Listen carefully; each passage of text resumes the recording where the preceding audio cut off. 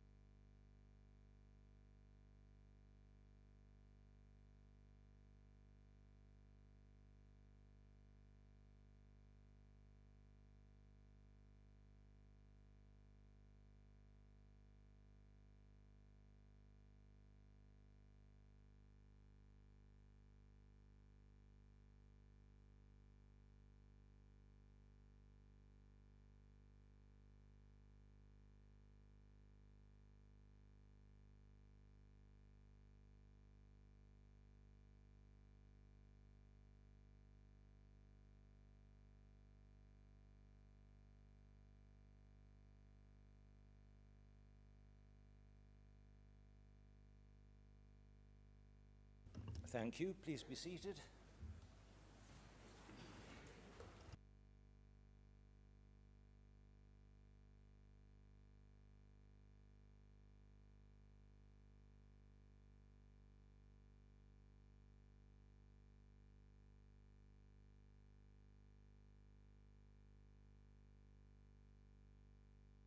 To see. Welcome to this meeting of the Borough Council. This meeting is being recorded live and streamed. Do you want to say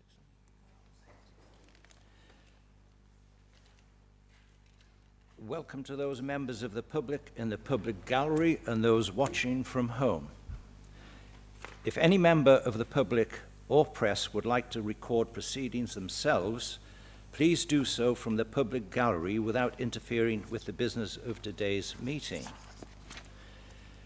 If the fire alarm sounds, can those sitting in the public gallery exit through the doors behind them, and those sitting in the council chamber leave the room behind the doors behind me, make your way to the front of the town hall.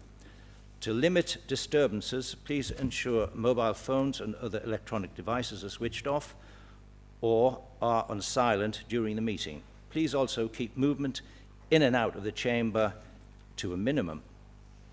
Any member who wishes to speak on any of the agenda items should use the microphones available, and if you do, don't forget to switch them off afterwards because it interferes with other microphones. Full council today will deal only with business that is set out on the summons. I received apologies from councillors Barclay, Kane, Haywood, Murray and Udin. Are any members aware of any further apologies? No. Thank you.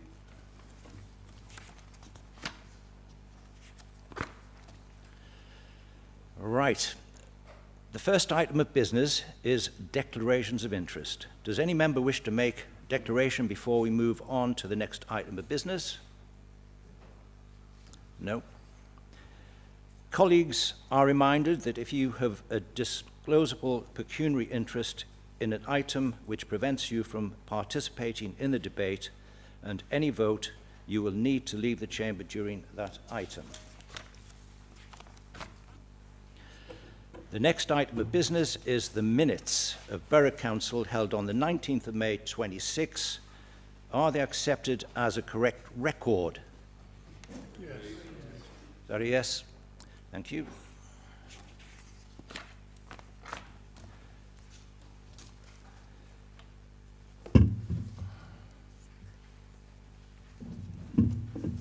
I'll just sign the minutes off. There we go. Thank you. The next item of business is Mayor's announcements and communications. Members are reminded that speeches on motions are subject to the time limits contained within the council procedure rules and should be kept within those limits. Please speak clearly and directly into the microphone and be mindful of those attending the meeting who may have hearing difficulties, such as me. So I'd like you all to shout up so I can hear what you're saying, if that's all right. Members raising a point of order should, where possible, identify the relevant constitutional or legal provision on which it is based. I will seek procedural advice as necessary before ruling on the matter. Members are reminded not to interrupt speakers except in accordance with the council procedure rules and at the invitation of myself. Thank you, colleagues. Item 4. Everybody got item 4? The next item of business is to consider a report of the Director of Place Strategy on the local plan regarding adoption of the South Tyneside local plan. I will ask Councillor David Royal, Lead Member Economic Growth, Regeneration and Investment, to present this report. Councillor Royal. Thank you, Mr. Mayor.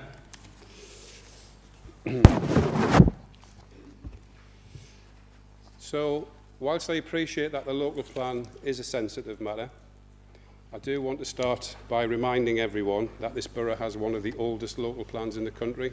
It's 19 years old.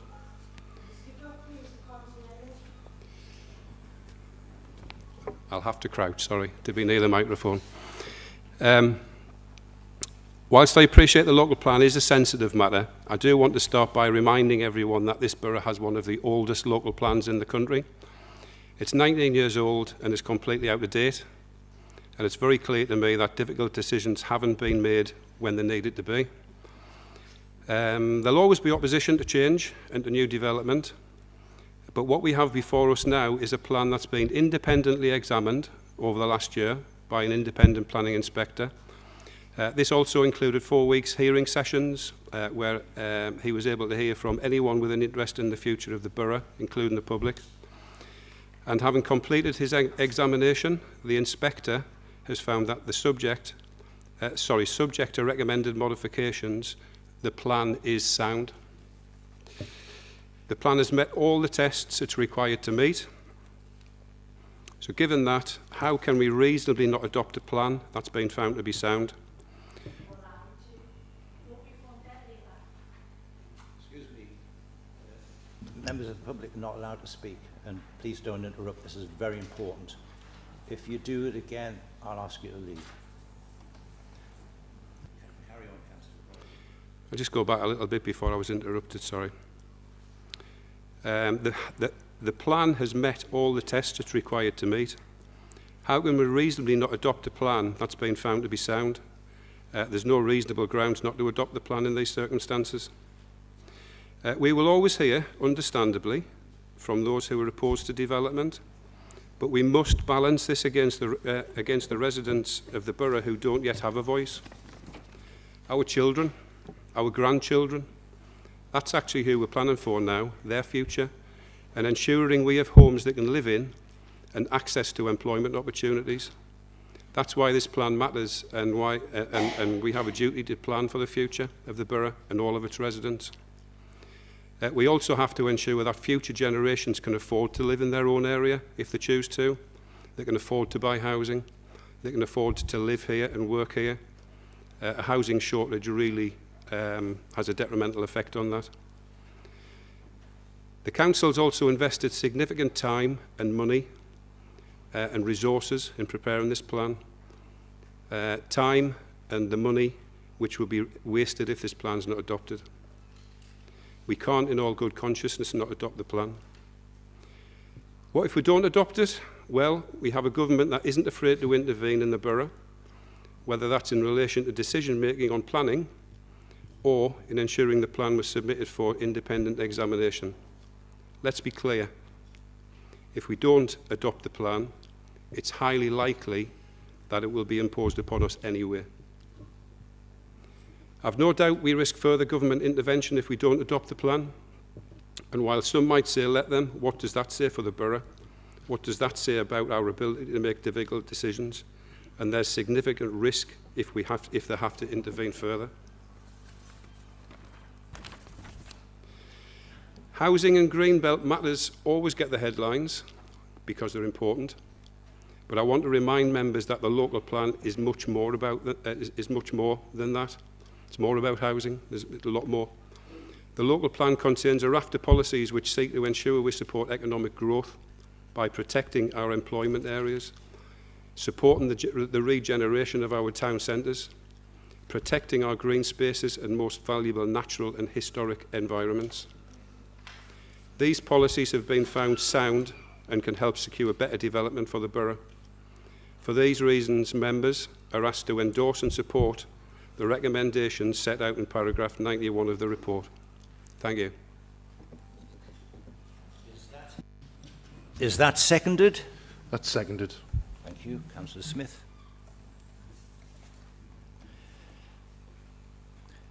Do members have any questions or wish to speak to the report? Councillor Taylor.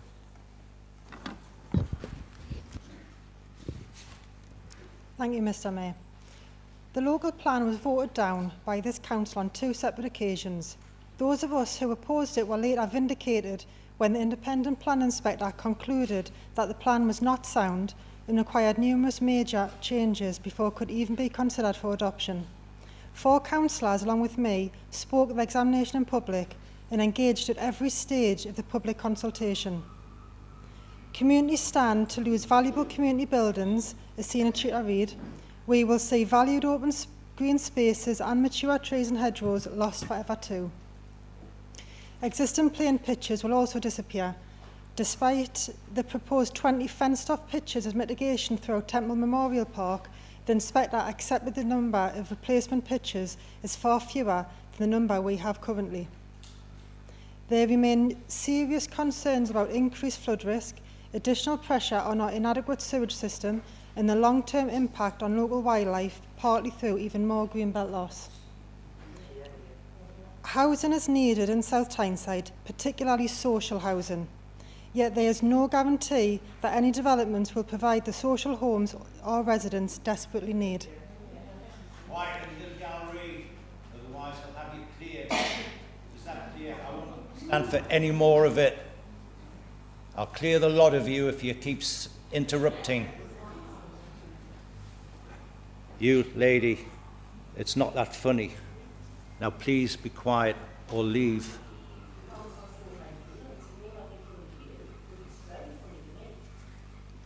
Please leave.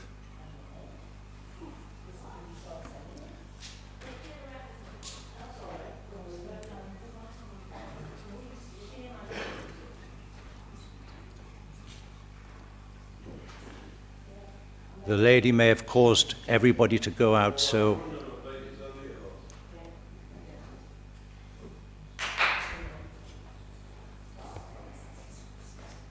sorry about that, Councillor Taylor. Carry on. This plan groups affordable homes with social housing, so it's in the developer's discretion. For financial viability, developers cannot deliver affordable housing, let alone social housing. We've already seen this at the South Tyneside College site, where no affordable housing is being provided through this loophole. The same college redevelopment is another example of decisions that deserve scrutiny. The cost to relocate the college has risen to around 104 million as of today, with our financially stretched council contributing around 8 million from the public purse. While overall costs continue to rise, so I shudder to think what the final total will be. This appears to be linked to the previous administration's 365 regeneration project in the same spot, which saw compulsory purchase orders and the demolition of buildings for a cinema. As councillors, we have a responsibility not simply to inherit previous decisions, but to question whether they remain the right decision today. I love this borough. I want to see a smaller volume of homes built, and I want to see businesses thrive. Central government is forcing 5,000 homes on us through an unwanted and unsustainable local plan.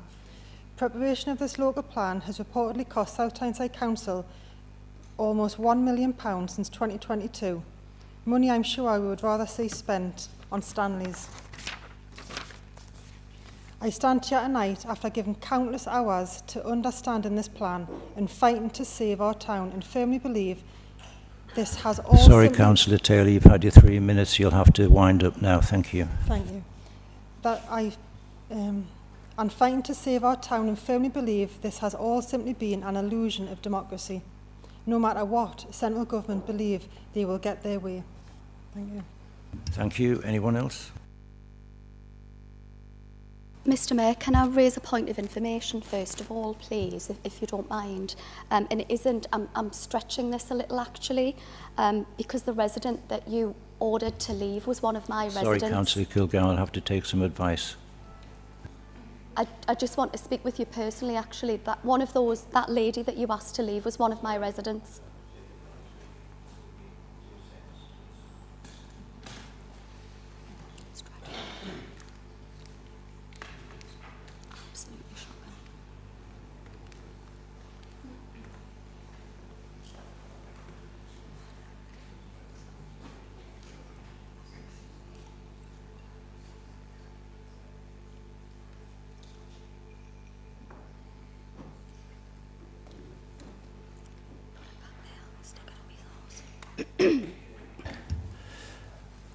When giving a point of information, Councillor Kilgour, What is the point of information you were seeking to make? Mr Mayor, in relation to Councillor Taylor's speech, she was interrupted, but she wasn't only interrupted by the residents who feel very, very passionately about this subject. You mentioned that at the beginning of the meeting, and I'll be really honest with you, I'm absolutely appalled that you could speak to one of my residents like that. I understand. Right. Can I You'll just, all leave can I just finish, if you please? don't be quiet. Is this, I'm not putting up with this. Mr Mayor, this is You not... might be appalled, but I'm also appalled by your resident interrupting the meeting and My interrupting the resident has councillor while been she was involved speaking. for almost Councillor 20 years in Kilgour, this you'll have to matter. go if you don't be quiet. Wow. This is dreadful. This is my chamber, and I say what happens.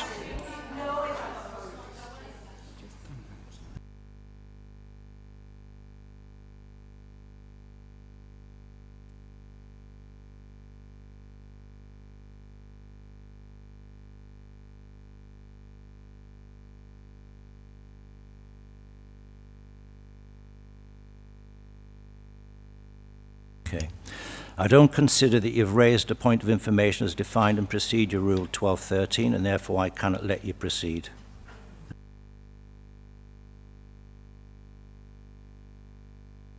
Okay. Thank you. I will be speaking very quickly to try and get this in. This is from David Green, our lead member and the brother of the lady that was asked to leave.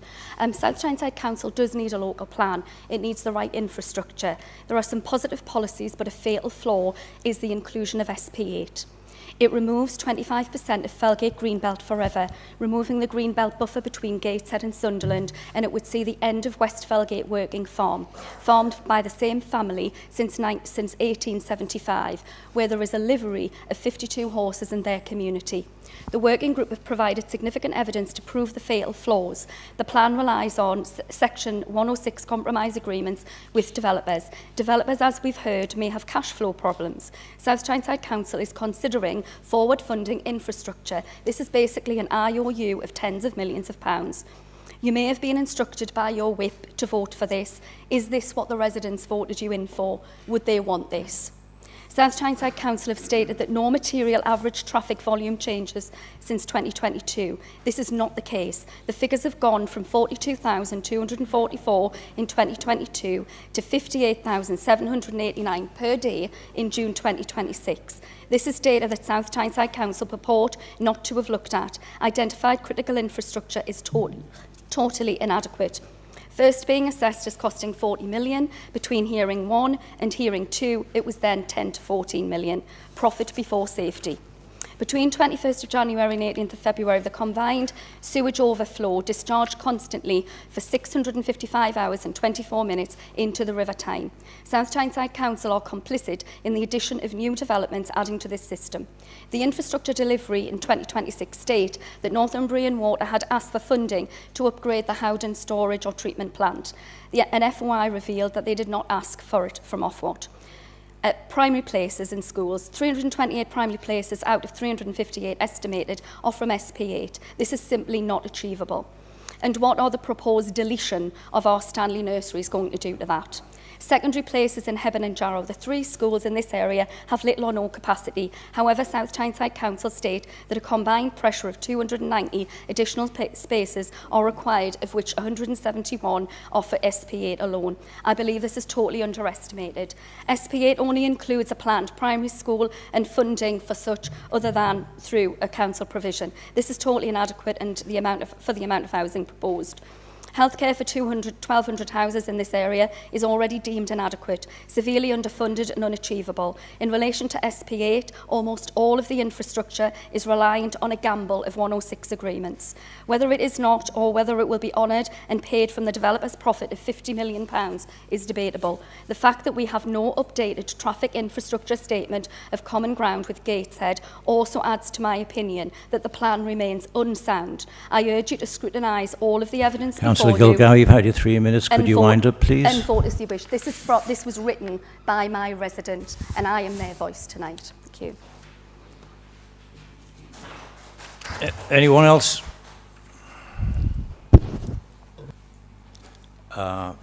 I think Councillor Blair had his hand up first. Thank you, Mr. Mayor. One of my biggest concerns about this local plan is the pressure to further development could place on South Tyneside's wastewater infrastructure. For years, residents, campaigners and community groups have raised serious concerns about sewage pollution affecting our rivers and coastline. These concerns are not theoretical. Littlehaven has received a poor bathing water classification. The precise contribution of each source should not be overstated, but there are serious concerns that pollution reaching Littlehaven may come from the wider Tyne system, including sewage treatment works and combined sewage overflows, before being carried towards our coastline. Separately, the inspector's report records long-standing problems with the wastewater network in the southeast of the borough, including regulatory non-compliance and notable discharges of untreated effluent around Whitburn. The recent Nurdle spill has also shown how vulnerable our river and coastline become once pollution enters the marine environment. It is a separate issue, but it reinforces the same point. Pollution can spread quickly and become extremely difficult to recover. South Tyneside is proud of its waterways and coastline. They support local businesses, attract visitors and provide places where residents can enjoy the outdoors. We have a duty to protect them. The local plan provides for more than 5,000 additional homes over the planned period.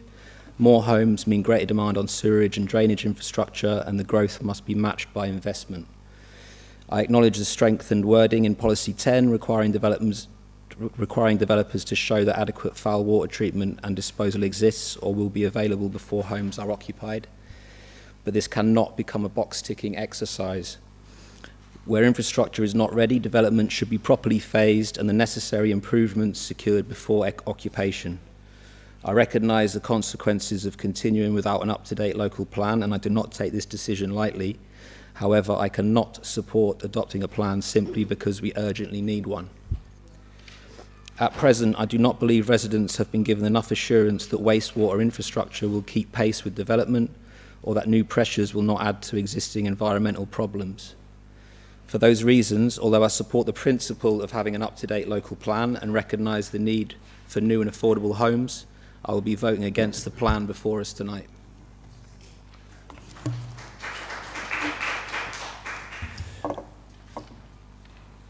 Councillor McQueith. Thank you, Mr. Mayor. Thank you, Mr. Mayor. This local plan will shape South Tyneside for many years to come, so it's one of the most important decisions we'll make as councillors. I recognise the significant amount of work that has gone into preparing the plan. However, I do not believe it fully meets the needs of our residents. South Tyneside remains one of the most deprived boroughs in England. Many families are struggling with the cost of living, while too many residents remain on waiting lists for genuinely affordable homes, particularly social housing. Although the plan includes policies on affordable housing, it does not give me sufficient confidence that the homes local people need most will actually be delivered. Development should not simply be about meeting housing numbers, it should be about meeting housing need. If new homes are built but remain beyond the reach of local people, then we will have missed an important opportunity. At the same time, residents are being asked to accept the loss of green spaces, trees, hedgerows, and in some cases, playing fields. These are significant sacrifices. They should only be made where the public benefit is clear and substantial. I recognise that the planning inspector has concluded that with the main modification, the plan is sound, and I respect their professional judgment. However, being found sound is not necessarily the same as being what's best for South Tyneside. That is a judgment which ultimately falls to us as elected members. I therefore want to see sustainable development which provides genuinely affordable homes, protects nature and creates thriving communities. I do not believe this plan strikes that balance well enough.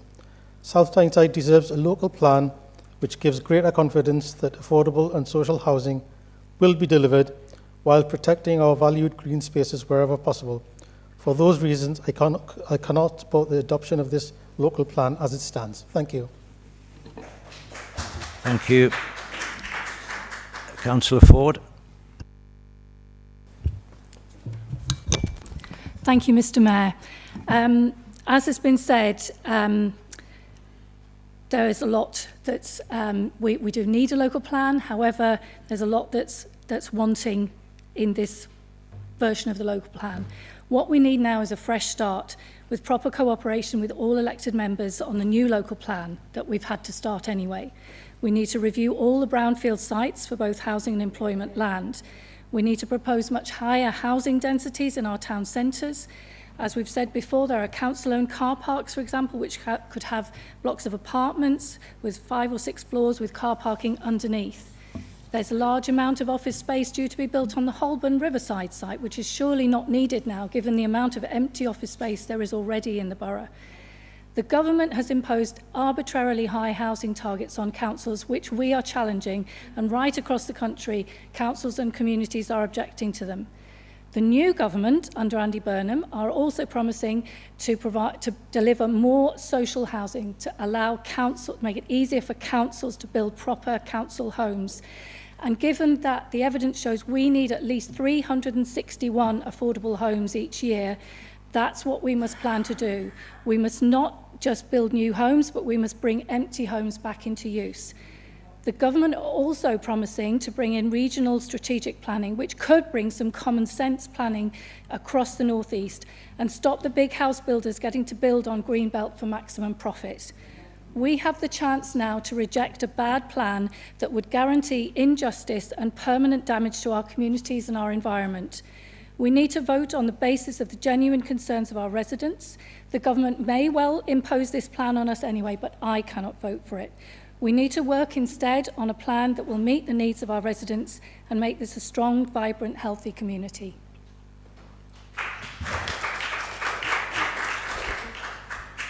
Councillor Owens-Palmer. Thank you, Mr Mayor. This local plan is going to shape South Tyneside for many, many years to come. It's going to determine where homes are built, which green spaces are built upon and which are protected, and what pressure is placed on our roads, our schools, health service, drainage and public transport. This plan was developed under the former Labour administration. Labour selected the strategy, they prepared the evidence and they proposed the allocations. And this chamber rejected it twice, for good reason. One thing I'd like to bring up today, which is important, is about the Westow site, the current college, which is being built on by Miller Homes currently. When the council put forward the planning for 260 houses as the main modification to the local plan, they misled the inspector. They said planning permission was in place as of the 1st of April 2025. It wasn't. It did not get put in place until the 30th of June 2025. So that is a lie. This isn't a simple mistake or a misprint, it was deliberate. But that's what the inspector was acting on, that should make it possible to have a deferment of this plan. That was requested yesterday by one of my residents, and I'm disappointed that the monitoring officer did not see fit and did not see the public interest in deferring the decision to be made on the local plan tonight. All of the councillors have been copied into a letter with that information, and I do hope that it informs their decision on whether or not to vote this local plan down tonight. Another big concern I have, which has been outlined already by Councillor Blair, is that the inspector failed to complete the local plan inquiry process. It just wasn't completed, so how does that work? An action plan demanded by Ofwat of Northumbrian Water was never produced. It was supposed to be produced by January. And that was as part of the required compliance with the law. The inspector disregarded all evidence provided regarding wastewater infrastructure. Only last week, dangerous levels of E. coli were found in the seawater off Seaburn, which can only have come from sewage. Anyone who saw that Channel 4 film, Dirty Business, will be fearful of what's going to happen on our beach. How long is it going to be before one of our 8-year-old children dies? It's going to happen. Reform, what did you do with the mandate you got in May?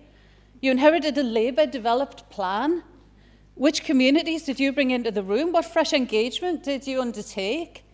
What was challenged? Which disputed sites were challenged? What changes were sought? What alternatives? What changed as a result of all of you being in this room? The plan before us should just do more than reconciling a new administration to an old, faded plan that's been rejected twice. with the communities here expected to live with the consequences. A fresh mandate should have been brought, and I intend to vote against this plan. Thank you.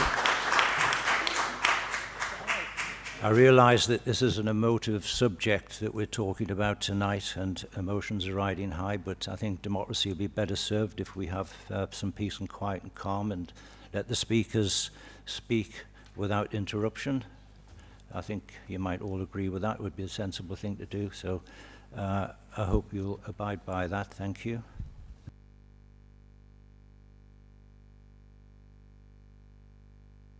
One more. Councillor Herbert. Thank you, Mr. Mayor. When I looked at the local plan and the housing targets that was set, it was actually done on faulty or outdated information. The ONS projections for households that were required, they used a very early one, about 2014, instead of an updated one in 2018. When you use the updated ONS projections, we're going to produce 2,000 more houses than we need, according to those projections. And when I've looked at all the neighbouring local authorities, they also all going to produce more houses than they need for their projected housing needs. And it's going to aggregate to about 20,000 houses in the North East. Hopefully the combined authority will actually take a strategic look at where we build these houses in the North East to match it up with the existing infrastructure, maximum use of brownfield sites, and actually preserving the green belt where we can. The green belt in South Tyneside doesn't need to be built on. We've been told that having a local plan will protect us from speculative developers trying to build outside the local plan. But we've already seen grey belt development being approved in Cleveland Village, where green belt is turned into grey belt, and there was planning permission given for 3 luxury bungalows on the edge of Cleveland Village. Now this grey belt will not cease when the new local plan comes in. It'll still be there, still be available to developers, and that's been happening in Whitburn around the Marston Primary School. 3% of houses in the South Tyneside are vacant. Why would you have a local plan that doesn't look at the vacancy levels within the area to say that it should be brought down? That's 2,000 plus houses. If they're half that level, it would be 1,000 houses brought back into use. So what we've got here is a local plan that's found sound because it's judged against an NPPF that is defective. Now, the planning inspector is bound by his duty to judge it against that NPPF, but it doesn't really mean it's actually a good plan for South Tyneside, and it isn't. So I can't vote for this plan in any conscience. Thank you very much. Thank you. Councillor Herbert. Anyone else wish to speak? No. Okay, so Councillor Royal, do you wish to reply to the debate? Yes, but does anyone mind if I stay seated? As when I stand up, I can't reach the microphone. I've listened to all of the speakers, and this is a very emotional and very important topic that we're dealing with. Nobody wants to destroy an environment. Nobody wants to be building houses that we don't need. Nobody wants to build or do anything to our borough. I'm a resident too. I use the beach. I use the open spaces. Nobody wants to lose that. However, and a couple of speakers mentioned it tonight, we've got a plan that's so out of date, it's not fit for purpose. Without a plan, we risk, and it's a very real and high risk, losing a lot of the control that we need to protect our area, losing a lot of the control where a developer wants to build something somewhere and can go straight to just bypass us and go above our head. And that's a massive risk. If we want to shape the future of our borough, if we want to plan it properly, if we want to be in control, listen to residents, put their views forward, the majority, all of the residents, put their views forward, consider ourselves as residents, we need a plan, or we're simply going to lose control. And I think one speaker mentioned Marsden. That's in the plan. That's not included in the plan. That site doesn't plan to build houses on the Marsden Primary School site. It is very emotional. It's incredibly important. But if we want to have control as a team of councillors, all of us, over what comes next for the borough and shape it in a positive way, we need to be able to influence what happens. And without a plan, we don't stand a chance. We lose control. We have no say in where things are built because we can be bypassed. Consider, a developer can go straight to government planning, put a planning application in, and we have no say in whether that's accepted or not. Zero. Now, we find ourselves in this place because difficult decisions have been avoided. Difficult decisions haven't been made, and we are now under significant risk of losing any influence we've got. If we don't have a plan, if we don't adopt this plan today, we genuinely and honestly, and I'm saying this as a councillor, yes, but also as a resident, somebody who lives here, somebody who has children here, hopefully soon grandchildren. I'm saying this because if we don't have a plan, we've got no chance of influencing in a positive way the future of our borough. Thank you. Thank you, Councillor Royal.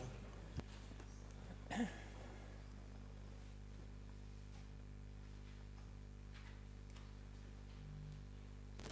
have a point of information, Mr. Mayor, please. Is your point relative to the debate? I'll allow it, carry on. Thank you. So the point I wish to make is that, and I won't say with respect because I do always intend to speak with respect, that I'm hearing the same information that has literally been written down. I'd like to know, Councillor Royal, did you write that yourself? Because the statement prior to that, what I'd also like to know is you mention around we stand a risk. We stand more of a risk by getting rid of the green belt. That's an inaccurate statement. Currently, the green belt, can I just tell you, I speak from a point of experience. I've been fighting with my residents against development Councillor on Felgate Green Belt for 20 years. I do not consider that you've raised a point of information as defined. I've served on planning for 10 years. I know what I'm talking about. By saying it's not true, it is true. Councillor Kilgour, you haven't raised a point of information, defined procedure rule 1213, therefore I cannot let you proceed.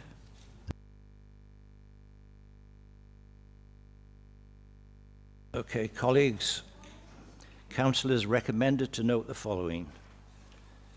The council is still under direction, which requires consideration to be given to the local plan, along with inspectors' recommendations.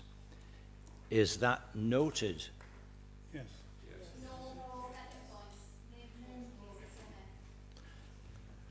Sorry, I didn't catch that. Yeah. It's just, so Councillor Kilgour, the Mayor's just asking the Chamber to note it rather than... Yeah, so apologies, I'll bend down as well. The Mayor's just asking it to be noted. It's not, you're not noting it. You want name vote on the name. Do you have the support of at least 4 of the members? Okay. Okay, so members, I'll read out each of your names alphabetically, and I would ask that you please indicate clearly using the microphone as to whether you note it or not. Okay. Councillor Barr.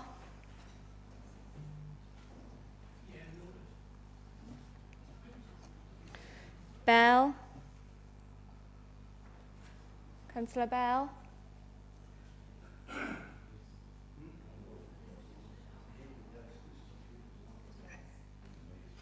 Councillor Bell, do you note it or not? Thank you. Councillor Blair, note it or not? Yes, certainly, Councillor. So the Mayor has asked whether the Mayor's pointed out the Council is still under direction, which requires consideration to be given to the local plan along with the inspector's recommendations. The question was, is that noted? So it's a yes or no. Pardon? So that's what's happening now. So there's been a request for the named vote, and that's what's happening now. So your name, and it's just whether you note that or not. Thank you. It is up to you, Councillor Blair. It is up to Councillor Blair. Can I have a point of information? I'm so sorry. Is there going to be a vote where we choose whether or not to vote to adopt this local plan? Yes, of course there is. Right. Yes. So this is noting... This is noting the plan and the recommendations. So within... Thank you. If I can just have some order to explain. So it is just noting it. Within the report, there are 8 recommendations in the report within your papers. The first 2 are just to note information. However, Councillor Kilgour has requested a named vote. She has at least 4 of the members supporting that, and therefore I'm doing that given the importance of this issue to the Chamber. Councillor Brown? Sorry, Councillor Brown? Note? Thank you. Noted. Councillor Clifton? Noted. Thank you. Councillor Curry? Noted. Thank you. Councillor Diamond? Councillor Elsender? Noted. Councillor Fascioni? Noted. Councillor Fenwick? Noted. Councillor Ford? Not noted. Councillor Fox? Noted. Councillor Herbert? Not noted. Councillor Humphrey? Noted. Councillor Jones? Noted. Councillor Kilgour? Not noted. Councillor Leather? Not noted. Councillor Ling? Councillor Mackings? Noted. Councillor Madison? Noted.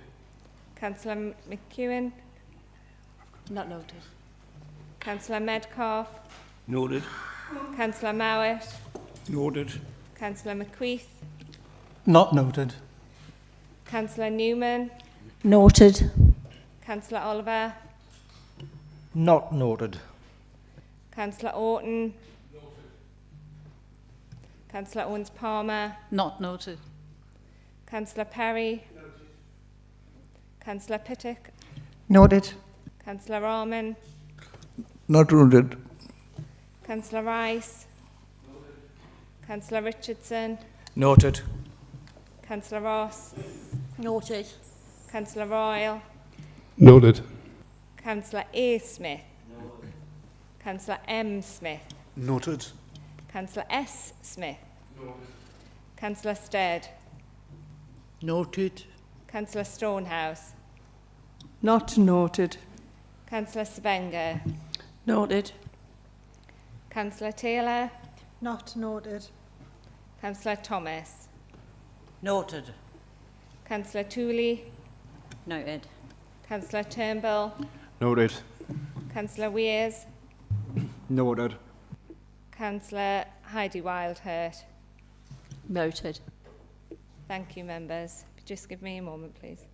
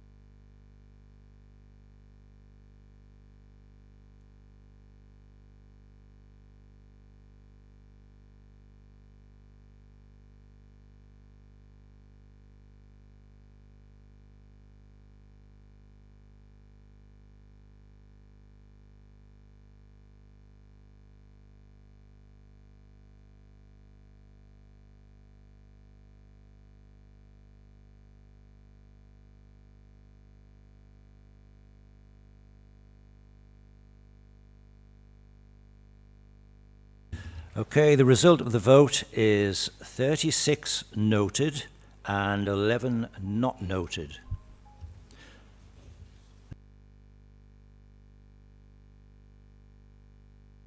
So, point number 2, this is a noted one as well. It's either noted or not noted, just to so everybody's certain of what we're doing. Secondly, is the inspector's report noted? Not noted. Do you have the support of 4 members? Councillor Kilgour?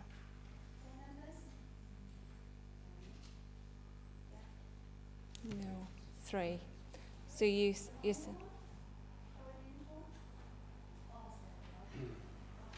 okay.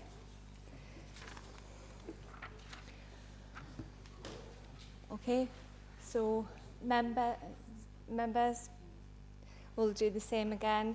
This is just noting, but a name vote has been requested by Councillor Kilgour with the support of at least 4 members. So therefore I will read out your names again in the same order, and if I could ask you to indicate whether you note the inspector's report or not. Thank you. Sorry, Mr. Mayor, just whether this is right or wrong, could we not just say, has anybody changed from the last vote to save time on it all?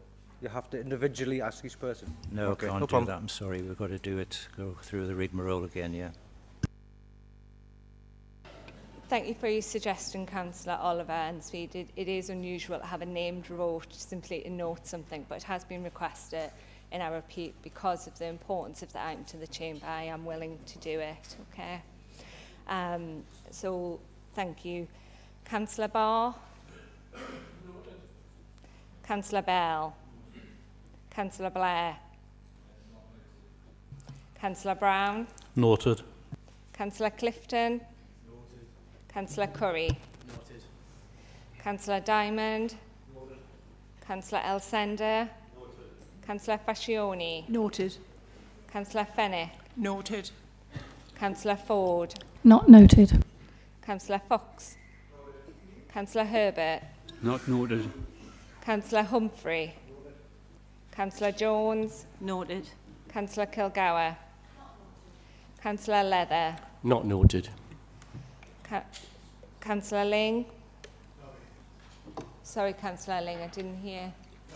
Thank you. Councillor Mackins? Noted. Councillor Madison? Councillor McEwen? Councillor McEwen? Sorry, not noted. Councillor Medcalf? Noted. Councillor Mowat? Noted. Councillor McQueith? Not noted. Councillor Newman? Noted. Councillor Oliver? Councillor Orton? Noted. Councillor Owens-Palmer? Not noted. Councillor Perry? Noted. Councillor Pittock? Noted. Councillor Rahman? Not noted. Councillor Rice? Noted. Councillor Richardson? Noted. Councillor Ross? Noted. Councillor Royal? Noted. Councillor A. Smith? Noted. Councillor M. Smith? Noted. Councillor S. Smith? Noted. Councillor Stead? Noted. Councillor Stonehouse? Not noted. Councillor Spenger? Noted. Councillor Taylor? Not noted. Councillor Thomas? Noted. Councillor Tooley? Noted. Councillor Turnbull? Noted. Councillor Weirs? Noted. Councillor Heidi Wildhurt? Noted. Thank you, members. If I can just have a moment.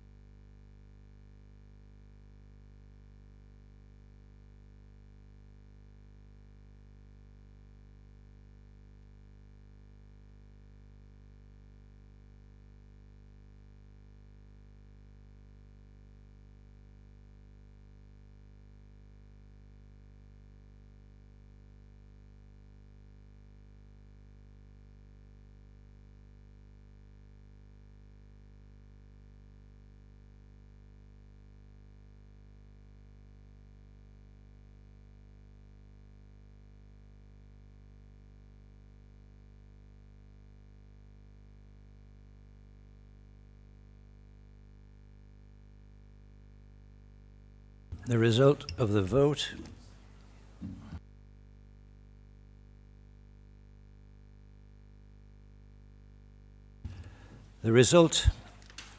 is 35 noted and 12 not noted.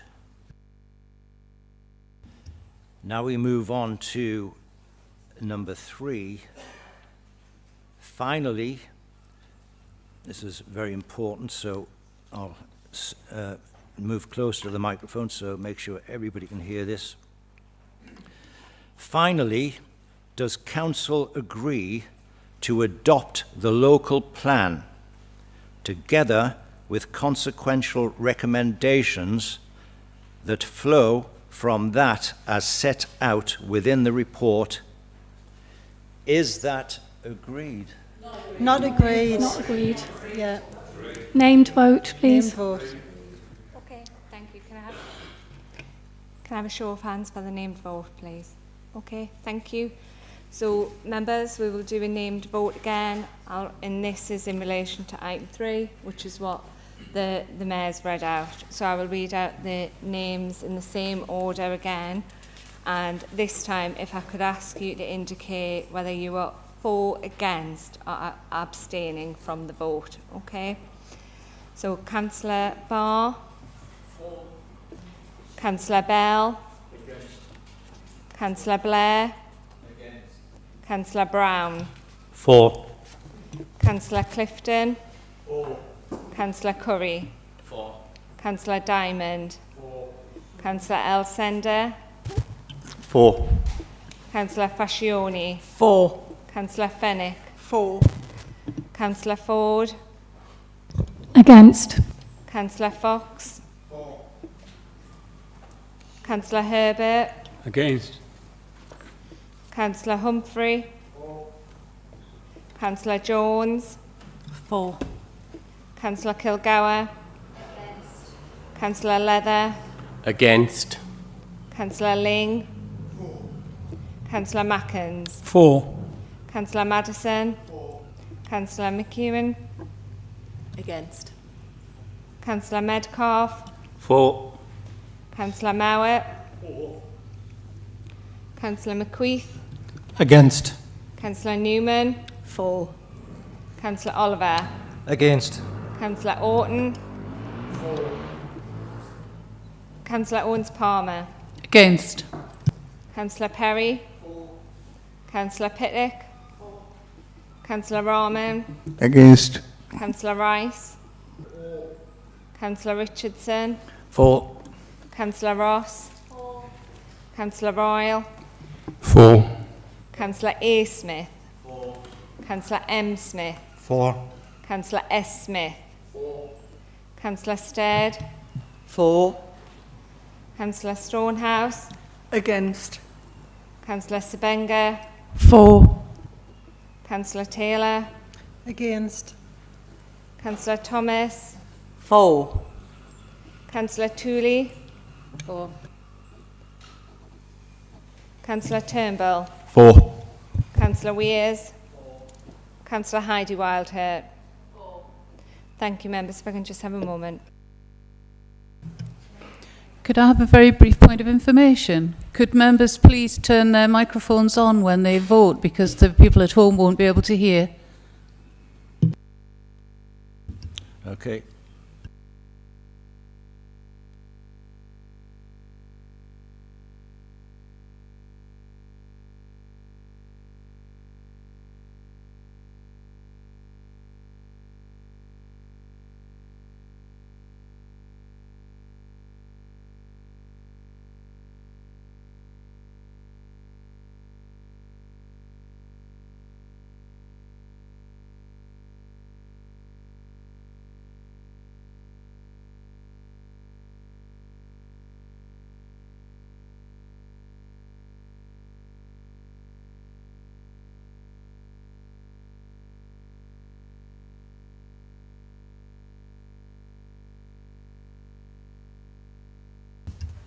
The result of the vote is 34 in favour and 13 against. I therefore declare the motion carried.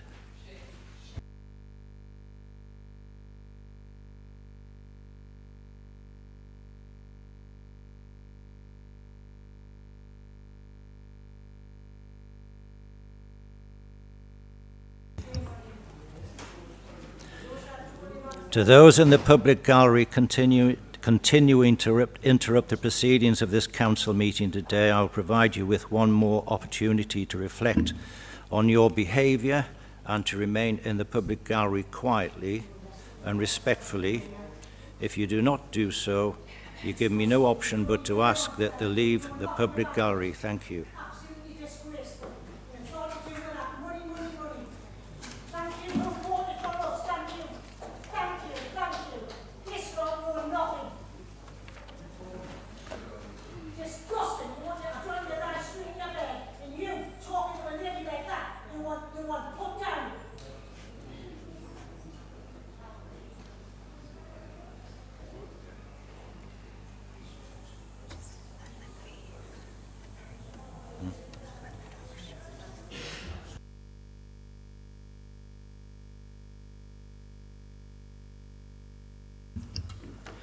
Okay. The next item of business is to consider a report of the Director of Business and Resources regarding the digital... Can you hear me? All right. I'll start again. The next item of business is to consider a report of the Director of Business and Resources regarding the digital and ICT strategy 2026 to 2029. I will ask Councillor Susan Sebenga, Deputy Leader and Lead Member for Finance and Resources, to present this report. Councillor Sebenga. Thank you, Mr. Mayor. The Digital Strategy 2026 to 2029. What this is, it's a clear 3-year plan to remove the Council's digital services, technology and cyber security. Sorry, I said to remove, I think I did. I meant to improve. Why it matters. Residents want services to be easier to use, quicker and better connected. The Council needs to modernise technology, manage costs and strengthen protection against cyber threats. What will change? Easier services. Make online services simpler, starting with waste services. Better support. Help more residents access devices, connectivity and digital skills. Smarter working gives staff and members better tools, training, data and AI support. Stronger technology, replace aging equipment, modernise systems and improve cyber security. Our priorities are great digital services, digital access for all, empowering our workforce, strong digital foundations, trust and security. The funding position is that no specific new funding is requested in this strategy. Delivery will be phased and managed within future planning and approval processes. The key risks are funding and capacity, staff adoption, older systems, data quality and cyber attacks. The decision required is to approve the digital and ICT strategy for 2026 to 29. Note the phased approach to delivering the strategy. I second that. Seconded by Councillor Fascioni. Do members have any questions or wish to speak to the report? Councillor Taylor. Thank you, Mr. Mayor, and thank you for the report and all the officers' work on it as well. Can the Cabinet explain how the strategy will ensure that residents who are digitally excluded... Can I get much closer? Can you please explain how the strategy will ensure that residents who are digitally excluded, particularly older people, disabled residents and those on low income, are not disadvantaged when accessing council services, please? Thank you.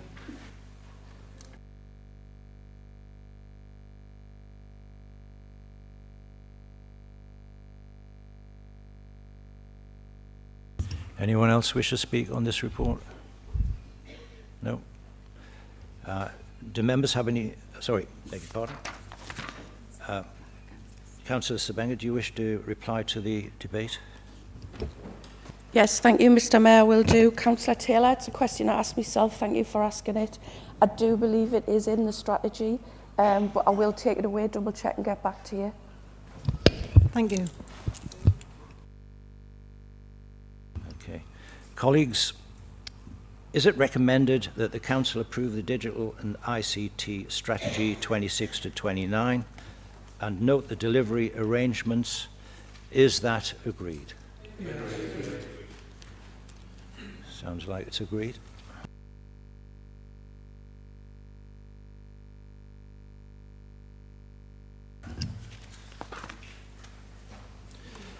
The next item of business is the Director of Business and Resources report on the Modern Slavery Strategy 2026 to 2028.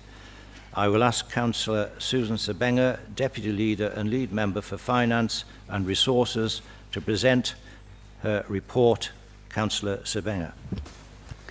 Again, thank you, Mr Mayor. This is a refreshed modern slavery strategy for 2026 to 28. It sets out how the Council and partners will identify, prevent, respond to and disrupt modern slavery while coordinating action across services.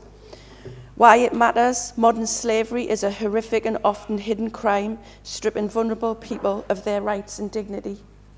The Council has important legal responsibilities and opportunities around safeguarding and supply chain transparency and needs an updated approach to effectively address existing and emerging risks. What will change? Stronger focus on coordination and improved prevention. Continued training and support and stronger safeguarding. Our priorities are to identify, whereby equipping our workforce to recognise and report signs of modern-day slavery. Respond, ensuring our services are able to respond confidently and effectively where slavery or potential slavery is identified. Prevent, ensuring relevant services with particular regulatory and inspection are able to support police colleagues and their investigations. Disrupt, strengthening our internal processes and reducing risks of enabling modern slavery in our supply lines. Engage, leveraging council influence to raise awareness of modern slavery in the community. And coordinate, sharing information and linking into governance arrangements to ensure that cross-service activity is coordinated and complementary. The funding position on this is that no new funding is required and activities will be delivered within existing service budgets and resources. The key risks to this is failing to identify victims could leave vulnerable people at risk of harm, ongoing risks of modern slavery within supply chains and commissioned services, and reputational and legal risks if the Council does not meet its responsibilities. The decision required is to approve and adopt South Tyneside Modern Slavery Strategy 2026 to 28. Is that seconded? I'll second that.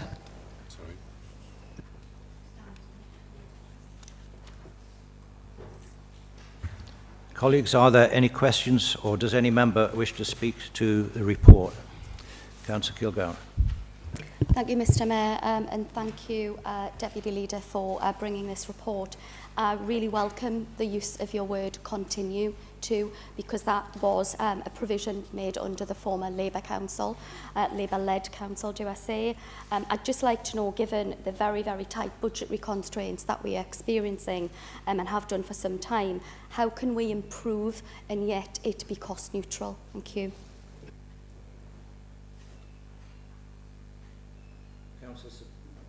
Councillor Sebenga, do you wish to reply to the debate? Yes, I'll reply, but it is working, it's not going yet. I've been reassured that that's the case, but I'll take that away, Councillor Kilgour, and I'll get back to you. Thank you. Councillor Ford? Oh, sorry, beg your pardon. Councillor Taylor. Thank you, Mr Mayor, and thank you for the report. The Green Group welcomes the strategy and would like to thank officers for the hard work on this report. Can the lead member outline how successfully measured and what training will be provided to councillors and frontline staff to help identify the potential victims? Thank you. I do believe it is in the strategy. Obviously, it's a long document. Again, I'll get back to you with the exact details, but I do believe it'll be in the strategy in your pack. Thank you. Got it. Okay, colleagues, council is recommended to approve and adopt the Modern Slavery Strategy 2026 to 2028. Is that approved? Agreed. Sounds like it's approved. Thank you, colleagues.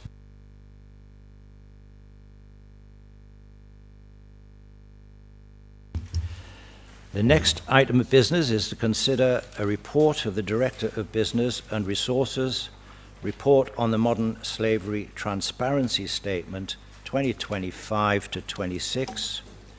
I will ask Councillor Susan Sebenga, Deputy Leader and Lead Member for Finance and Resources, to present her report. Councillor Sebenga. Thank you, Mr. Mayor. So following on from the report, this is an annual Modern Slavery Transparency Statement for 2025-26. It sets out what the Council has done to reduce the risk of modern slavery in its services, supply chains and communities, and to meet its legal duties. It matters because the Council is required under Section 54 of the Modern Slavery Act 2015 to publish an annual transparency statement. The statement provides assurance that the Council is actively managing risks in supply chains and has appropriate policies and processes in place. What will change? Public accountability, supply chain oversight and community protection. The funding position is that no new funding is required. Activity reported in the statement has been delivered from existing service budgets and resources. The key risks of failure to maintain compliance could create legal and reputational risks for the Council. Modern slavery remains a hidden threat and may go undetected without ongoing vigilance and training. Risks remain within supply chains and certain higher risk sectors, including care services, recruitment and construction. The decision required is to approve the publication of the Modern Slavery Transparency Statement 2025 to 26 for the Council website, authorised submission of the statement to the Government's Modern Slavery Statement Registry. That's seconded. I'll second that, Mayor. Councillor Fascioni seconded. Colleagues, are there any questions or does any member wish to speak the report? That's a no.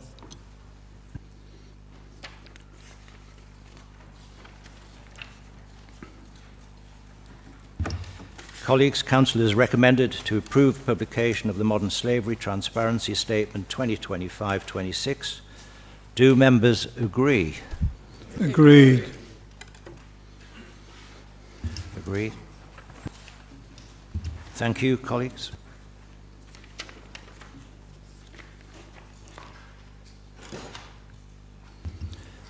The next item of business is to consider a report of the Interim Director of Legal and Governance regarding Standards Committee Decisions Notice C240. I will ask Councillor Paul Mackins, Leader of the Council, to present this report. Councillor Mackins. Thank you, Mayor. If you don't mind, I'll sit down so that you can hear me through the microphone. Members, this report asks Council to note the findings of the Standards Committee in relation to complaint C240 and to consider the recommendation to issue a formal censure of former Councillor John Robertson. The Standards Committee considered the matter at a hearing on the 10th of March 2026 and determined that former Councillor Robertson had committed a number of breaches of the members' code of conduct. Following the hearing, the subject member exercised the right available under the Council's standards arrangements to request a review of the decision. That review was considered and the original findings and outcome were upheld. Mr Robertson is no longer a serving councillor following the May 2026 local elections. As a result, the recommendations relating to training, committee, membership and restrictions on access to officers can no longer be implemented. The report therefore asks Council to note the committee's findings, note that the outcome was subsequently reviewed and upheld, and considered the recommendation to issue a formal censure. I move the recommendation set out in the report. Is that seconded? I'll second that. Councillor Royal. Colleagues, are there any questions, or does any member wish to speak the report? Councillor Ford. Thank you, Mr Mayor, and thank you, Leader, for presenting the report. It's very welcome to see that the Standards Committee has been working to seek to censure poor behaviour and to promote good behaviour across all of us as councillors. So it's very welcome. Thank you. Thank you, Councillor Ford. Anybody else? No? Okay. Councillor Mackins, do you wish to reply to the debate? No, thanks. Colleagues, Council is recommended to note the contents of the report.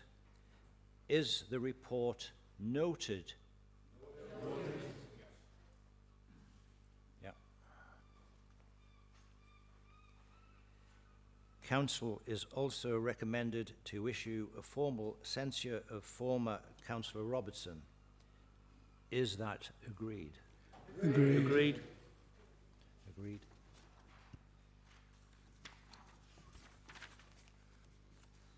Thank you, colleagues.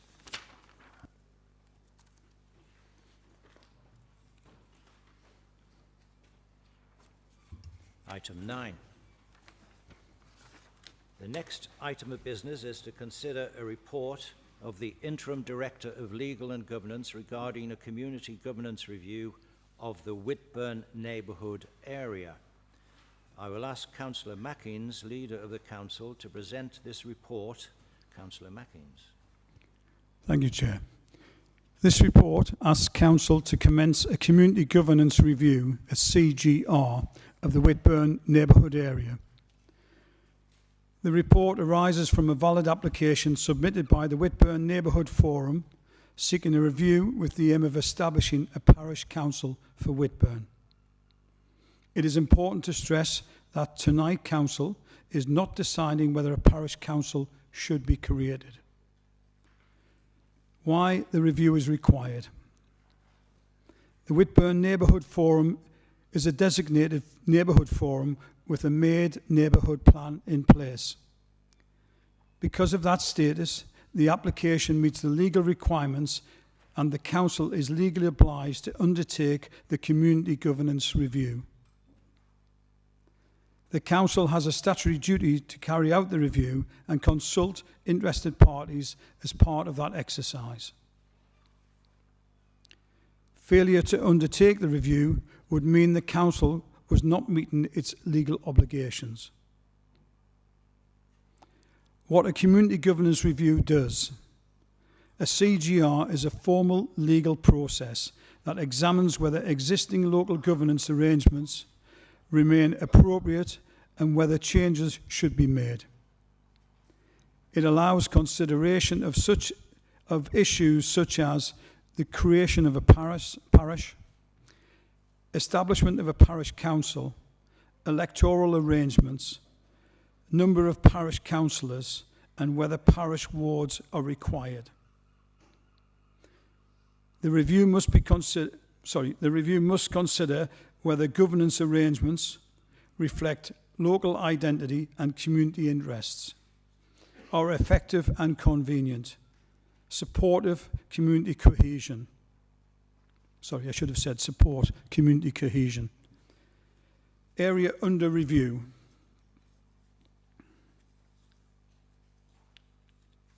The review area will cover the existing Whitburn neighbourhood plan area. Public consultation.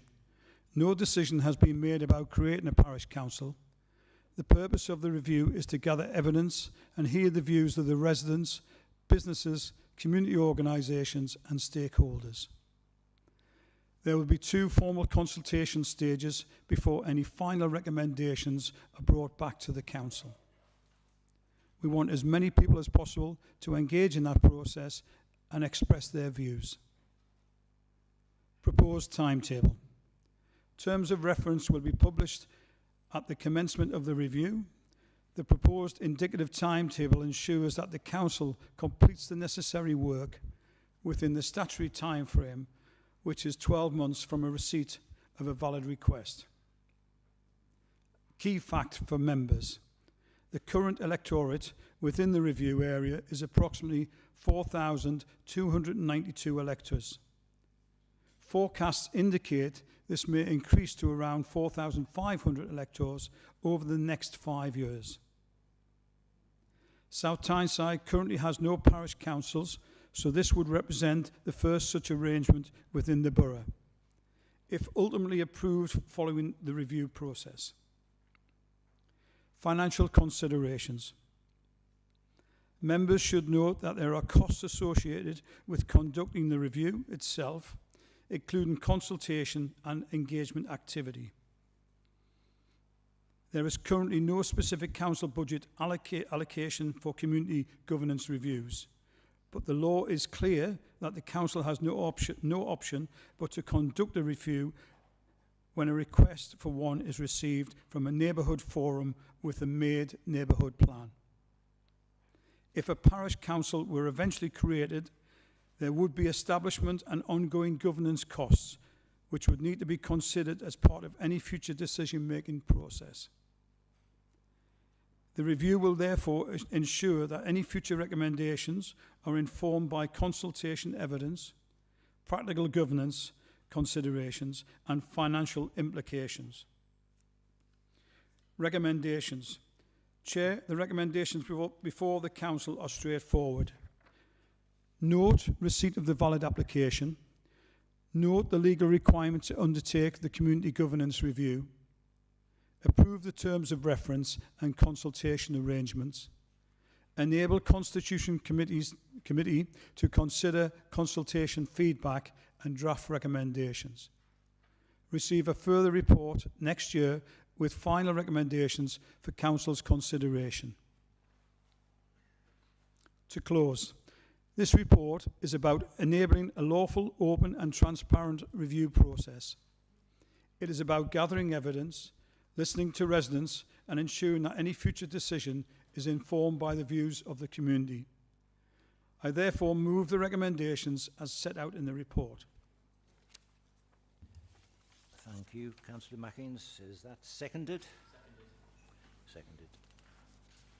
Colleagues, are there any questions or does any member wish to speak to the report? Councillor Owens-Palmer.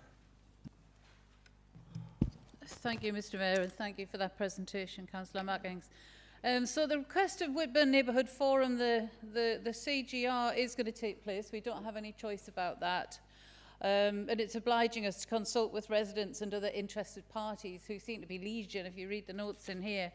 And I'm aware that this is such an unusual occurrence that 2 of our officers have actually had to undergo training in how to deal with this, how to approach this request.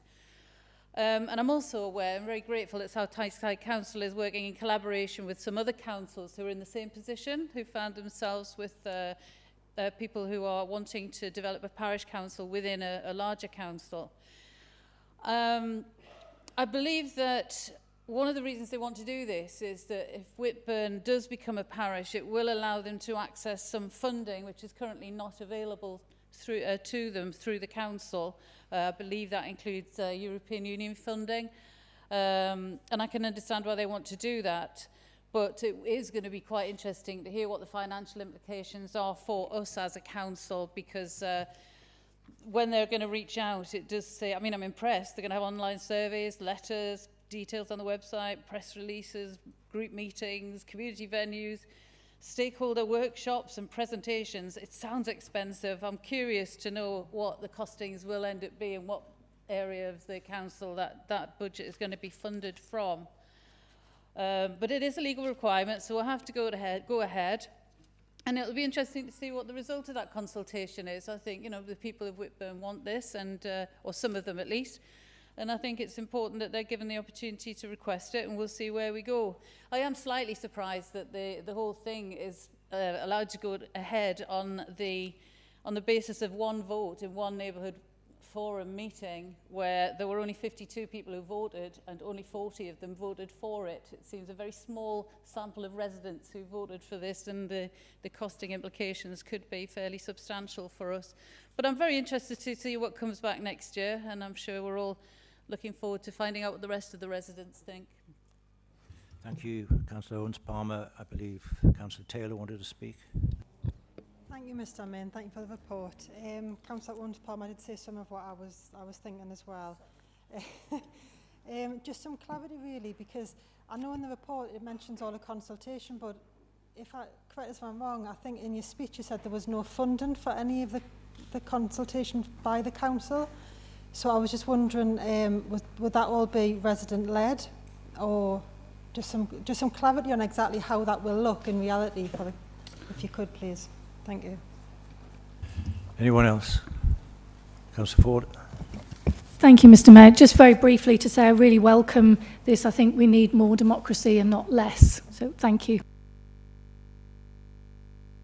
Okay, nobody else.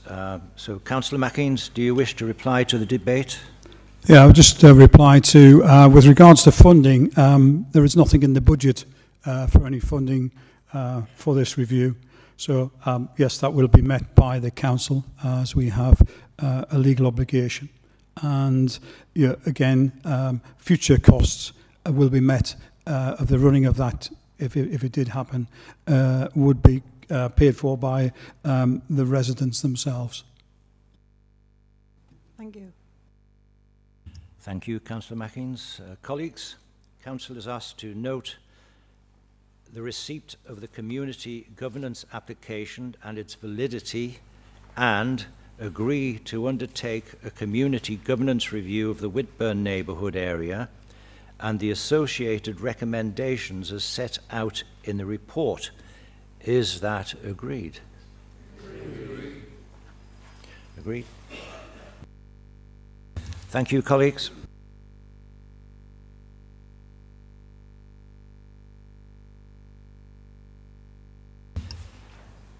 The next item of business is to consider a report of the Interim Director of Legal and Governance to appoint to committees and outside bodies. I will ask Councillor Paul Mackins, Leader of the Council, to present this report. Councillor Mackins.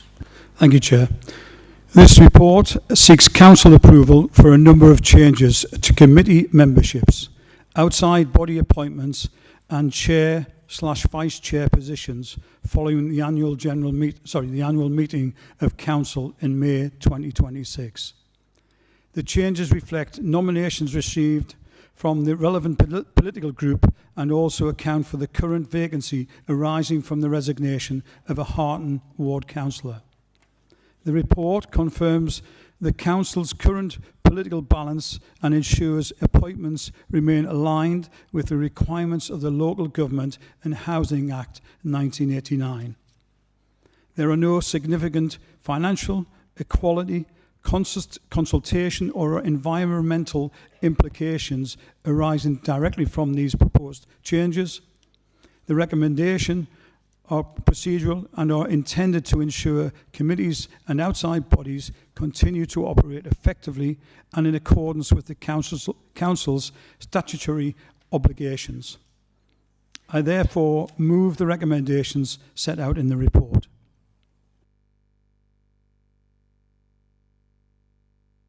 Thank you, Councillor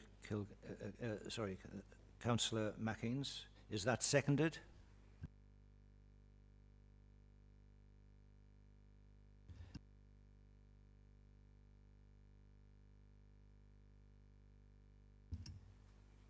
Did you hear that? I didn't get my mic on. Members, are there any questions, or would any member wish to speak to the report? Councillor Kilgour. Thank you, Mr Mayor. I think a very short time has elapsed since annual council, and it concerns me that so many amendments are being made. I'd like to know why. I know that I've already asked if there is any cost implication, and the answer to that was it should be cost neutral. However, there is officer time, and that costs money on officers that could be doing something else. So I really would like to know why that there have been so many changes. I'd like to understand, is it around commitment? Because the leading group set the agenda, they set the places and the positions for the leading group, and we're coming very shortly after that annual group and or that council, and we already see a huge raft of changes. It's really important when we settle into committees that there is continuity.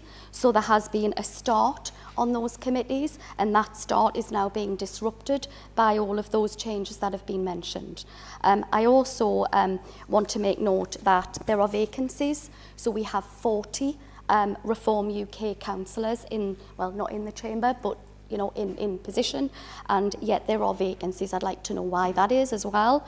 And finally, I do welcome Councillor Mackings referring to the outgoing Reform UK member as resigned, because given the behaviour that has been publicised and evidenced, why wasn't he expelled? Thank you.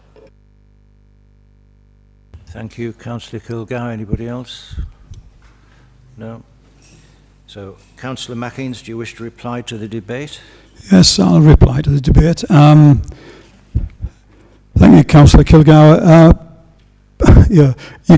Reform UK came in with sweeping changes into the chamber, and a lot of our councillors, it was the first time that they had any experience in standing for any committee. And they've exercised their duty in an immaculate way. I'm very proud of them. Sometimes when people are so inexperienced, unlike yourself, they may find that some of these committees do not suit them from a timing point of view, certainly not for a lack of commitment. So thank you.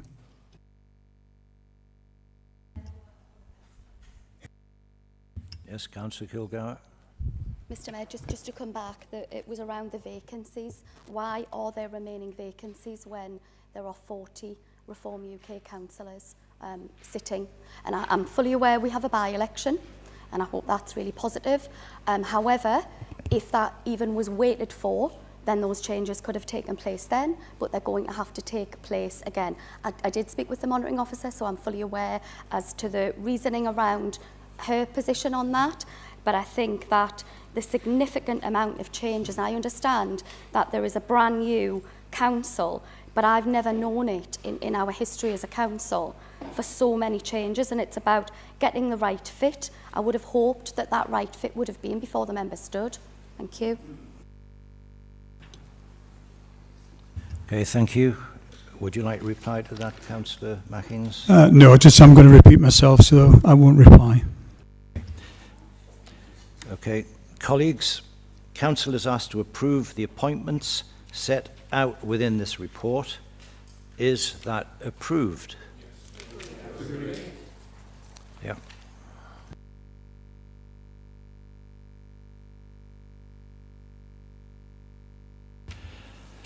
Right. The next item of business is to consider a report of the Interim Director of Legal and Governance regarding the in-year proposed amendments to Council Constitution. I will ask Councillor Paul Mackings, Leader of the Council, to present this report. Councillor Mackings. Thank you, Chair. This report brings together the number of in-year proposed changes to the Council's Constitution. The changes have been considered through the appropriate governance route, including the Constitution Committee. The first change strengthens community area forum financial controls by requiring receipts or suitable documentary evidence for all CAF-funded expenditure, rather than only expenditure over £500. The second change clarifies the wording on casting votes by replacing may with will, so that the Constitution is consistent where votes are tied. The third change updates motion allocation arrangements following the change in political composition of the Council after the May 2026 elections. The proposed approach retains the 4-motion limit but provides for the proportional allocation with cross-group sponsorship so smaller groups are not prevented from participating by the 5-signatory requirement. The purpose of the recommendation is to improve clarity, consistency, transparency and effective governance. I therefore move the recommendation as set out in the report. Thank you, Councillor Mackins. Is that seconded? Seconded. Okay, members, are there any questions, or would any member wish to speak to the report? Councillor Kilgour. Thank you, Mr Mayor. I really welcome these changes. I think it would be remiss if it wasn't recognised, because it wasn't a routine review. It was a review particularly around CAF arrangements that I brought to the Chamber this time, the previous meeting. We've agreed the minutes on this, and it very clearly states that it goes a little step further, which I absolutely support. If I thought that I could have gotten support for a 0 to 500 and beyond, I would have suggested that then. I thought it was a little too much. However, I would like that to go a tiny step further. I think we need to add the evidencing of spend should specifically reflect the purchase of the items agreed in the grant, that they should apply to grants that were made this municipal year that have yet to have been spent by way of the event not having yet taken place. So the preceding mention is all in order to, so say for example, you have a grant that is being granted for, say, a musical, accompaniment or something like that, that would be set against a receipt for that very nature, and that it can't be spent on anything outwith of what it's being asked for and granted for. So I think if we go a little bit further, because if we just allocate receipts to a value, we're not allocating receipts to the nature of the type of request that has been made in the grant, and I think that's really important. Thank you. Thank you. Was that Councillor Stonehouse wanted to speak? Yes, thank you, Mr Mayor.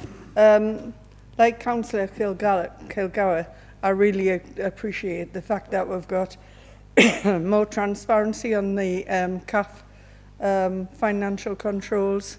So thank you. Thank you, Councillor Stonehouse. Okay.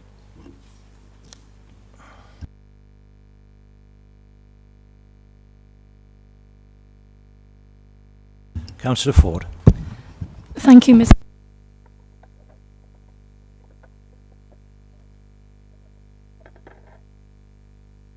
Apologies. Right, sort that out in a minute. Right, I simply wanted to welcome these changes. I'm sitting on Constitution Committee, and there was a thorough discussion of the changes to the CAF spending, and I believe that the wording is sufficient, that it says must be supported by valid receipts or other appropriate documentary evidence. So I think that there is sufficient scrutiny of this important work.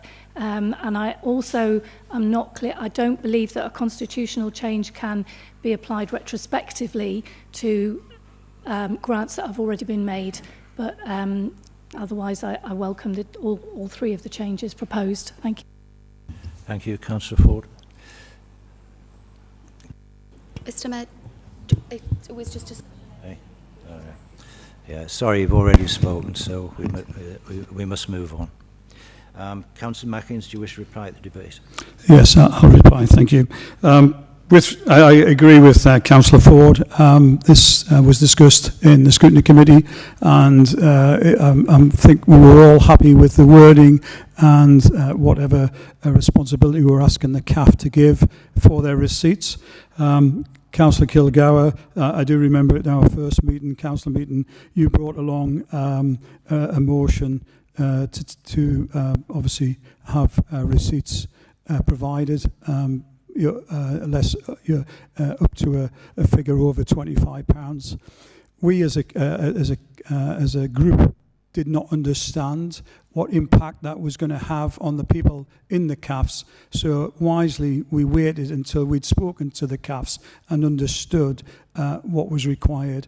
And we felt that our arrangement was that, our agreement was that we would ask for receipts up to the full £500. Thank you. Thank you, Councillor Mackins.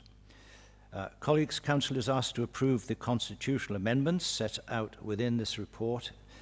Is that agreed? Agreed. Agreed.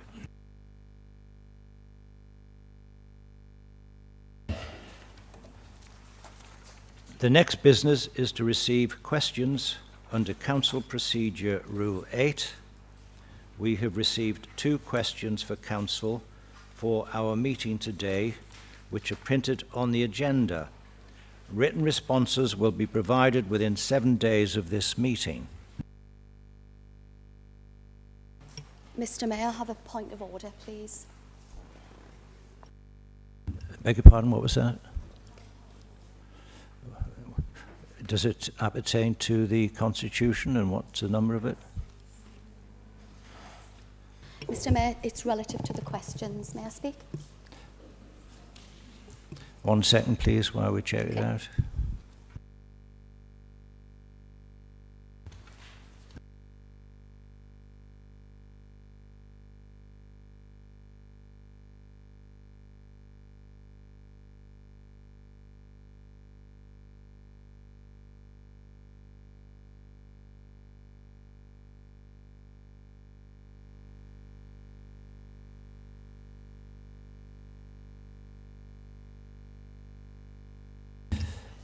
Councillor Kilgour, what is the point of order you are seeking to make? Remember, a point of order is about the correct procedure not being followed.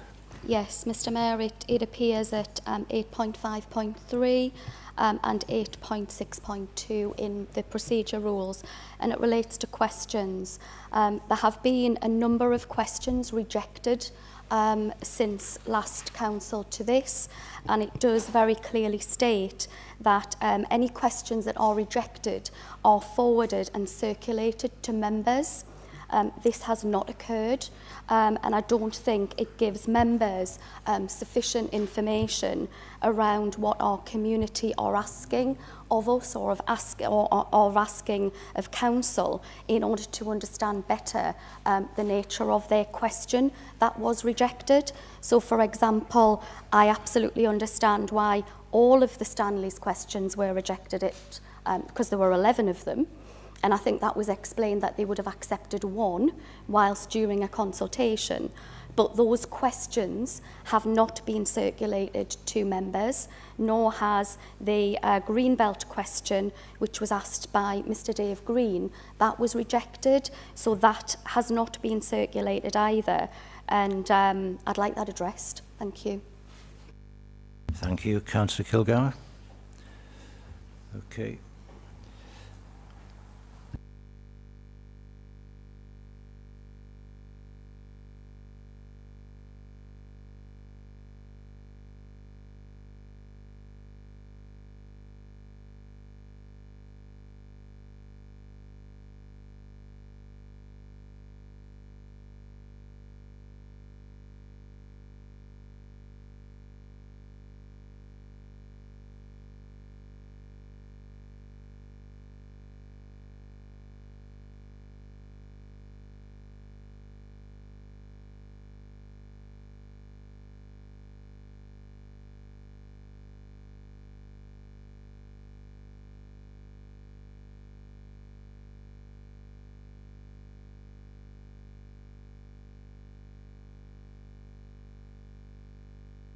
Sorry about the delay, I'm just seeking advice.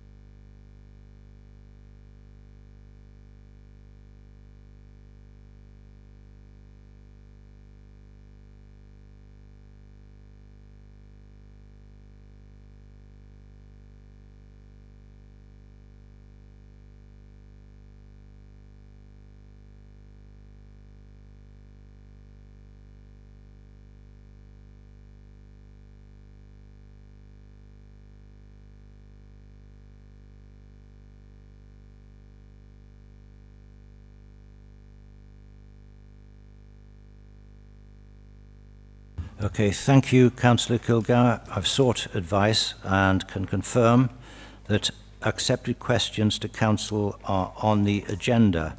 If any questions have been rejected and not circulated, that will be rectified. Apologies.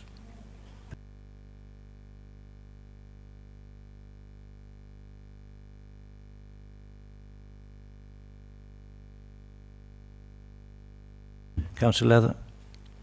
Point of information, Mr. Mayor. I, like a number of councillors in this chamber, are newly elected, and I was wondering why we have questions that have been submitted at least a week, possibly longer ago. Why can't we have the answers?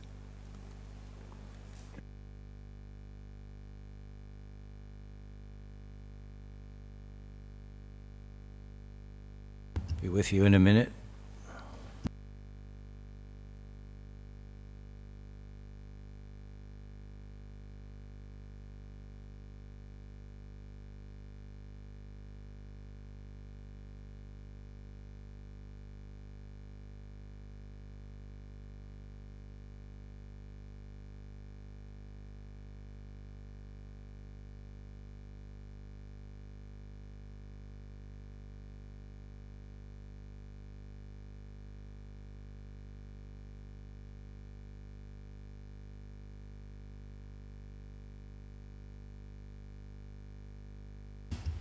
Okay, in answer to your question, Councillor Leather, it's within the Constitution that questions to Council will be provided within 7 days of the meeting. Thank you, Mr. Mayor. Okay, no further questions. I'll move on. The next item of business is to deal with petitions received under Council Procedure Rule 9. We have received 2 petitions under Council Procedure Rule 9. Petition 1 is from residents of South Dean regarding Landreth House. As per the Council Procedure Rules, we will not debate the petition today. Councillor Rachel Taylor will present the petition in accordance with the process set out in the Constitution, and the petition will then be referred to the appropriate body. Councillor Taylor, please present the petition. Thank you, Mr. Mayor. Residents of South Dean are calling on South Tyneside Council to take urgent action to deal with the neglect and untidy site of Landreth House. This site has been a persistent hotspot of antisocial behaviour and has a negative impact on our neighbourhood's safety, appearance and well-being. South Tyneside Council has the power to act, and we ask that these powers are used now to compel the site owner to make the site safe and tidy in the short term, with the aim of demolition of the existing structure to make the area safe and restore it to a condition suitable for community use or redevelopment. All 96 signatures are residents of the borough and residents of South Dean. Thank you. Thank you, Councillor Taylor. In accordance with the Council Procedure Rules, the petition stands referred to the Director of Place Strategy as the appropriate body for further consideration. Petition 2 concerns the future of Stanley's Centres. The petition reads as follows: to call upon South Tyneside Council and all relevant decision makers to protect Stanley's Centres and the services they provide, engage openly with families, staff and communities, consider the long-term impact on children and families before any decisions are made, and explore all possible alternatives to closures or significant reductions in provision. Since publication of the Council agenda, revised petition figures have been received. The petition now contains 12,103 signatures in total, of which 8,896 are from residents of the borough. As per the Council Procedure Rules, we will not debate the petition today in accordance with the process set out in the Constitution. The petition will then be referred to the appropriate body.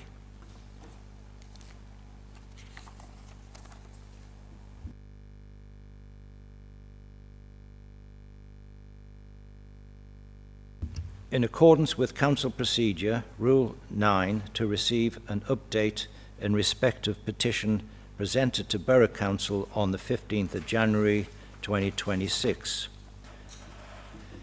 Petition 1, protect and preserve the green fields around Marsden Primary School. While the petition relates to a particular area of land, at the time of its presentation to full council, there was no planning application to which it could attach a representation.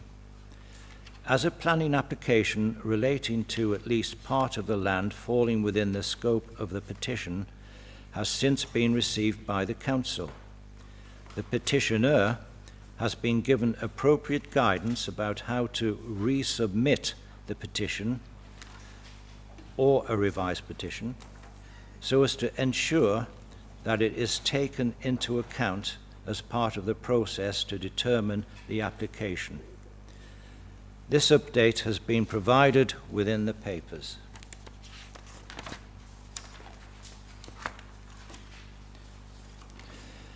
The next item of business is to receive motions under Council Procedure Rule 10. There are 2 motions to be considered under Rule 10 today. I will ask the proposer of the motion to move the motion, and they may speak up to 5 minutes. I will then ask whether the motion is seconded. The seconder may speak for up to 3 minutes or reserve the right to speak later in the debate.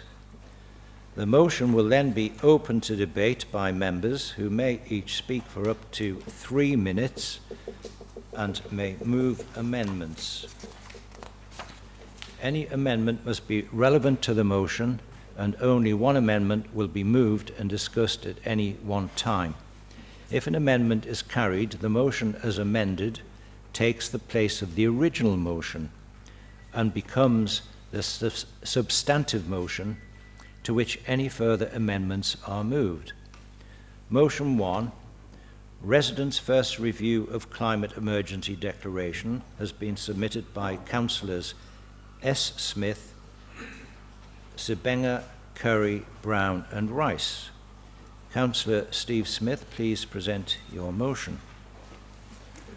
Thank you, Mr. Mayor. As you've highlighted, this motion is entitled Residents First Review of Climate Emergency Declaration. The Council notes that South Tyneside Council declared a climate emergency on the 18th of July 2019. Since that time, climate-related targets and policies have become part of the Council's decision-making. The Council's main responsibility is to deliver good local services, support vulnerable residents, and to provide value for money.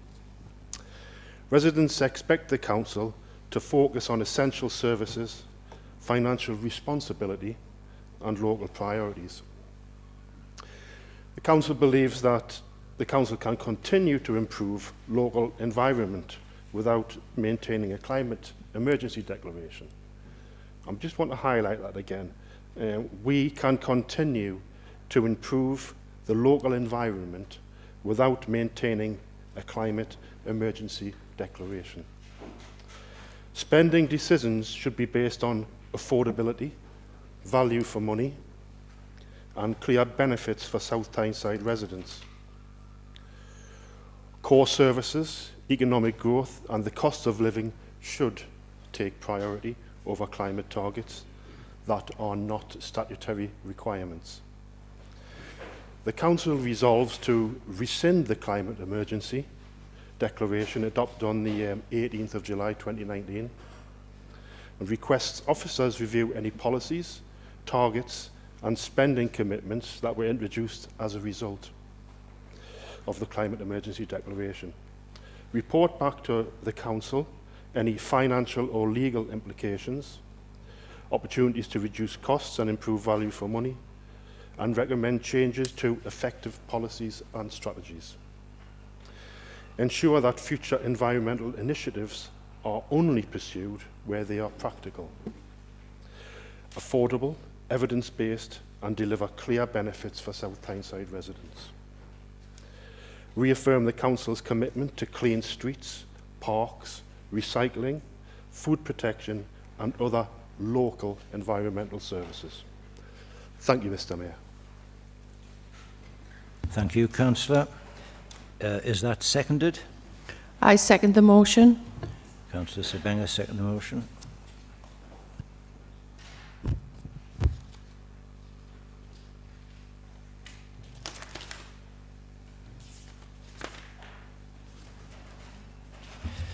The motion is now open to debate by members. Do any members wish to speak, ask a question, speak on the motion or move an amendment?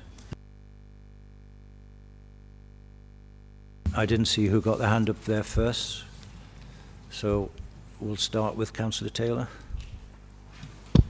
Thank you, Mr. Mayor. I rise to oppose this motion.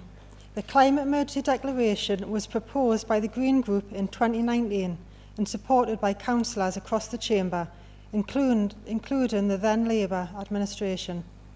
That cross-party decision recognised that climate change affects South Tyneside through flooding, coastal erosion, rising energy costs and the health of our communities.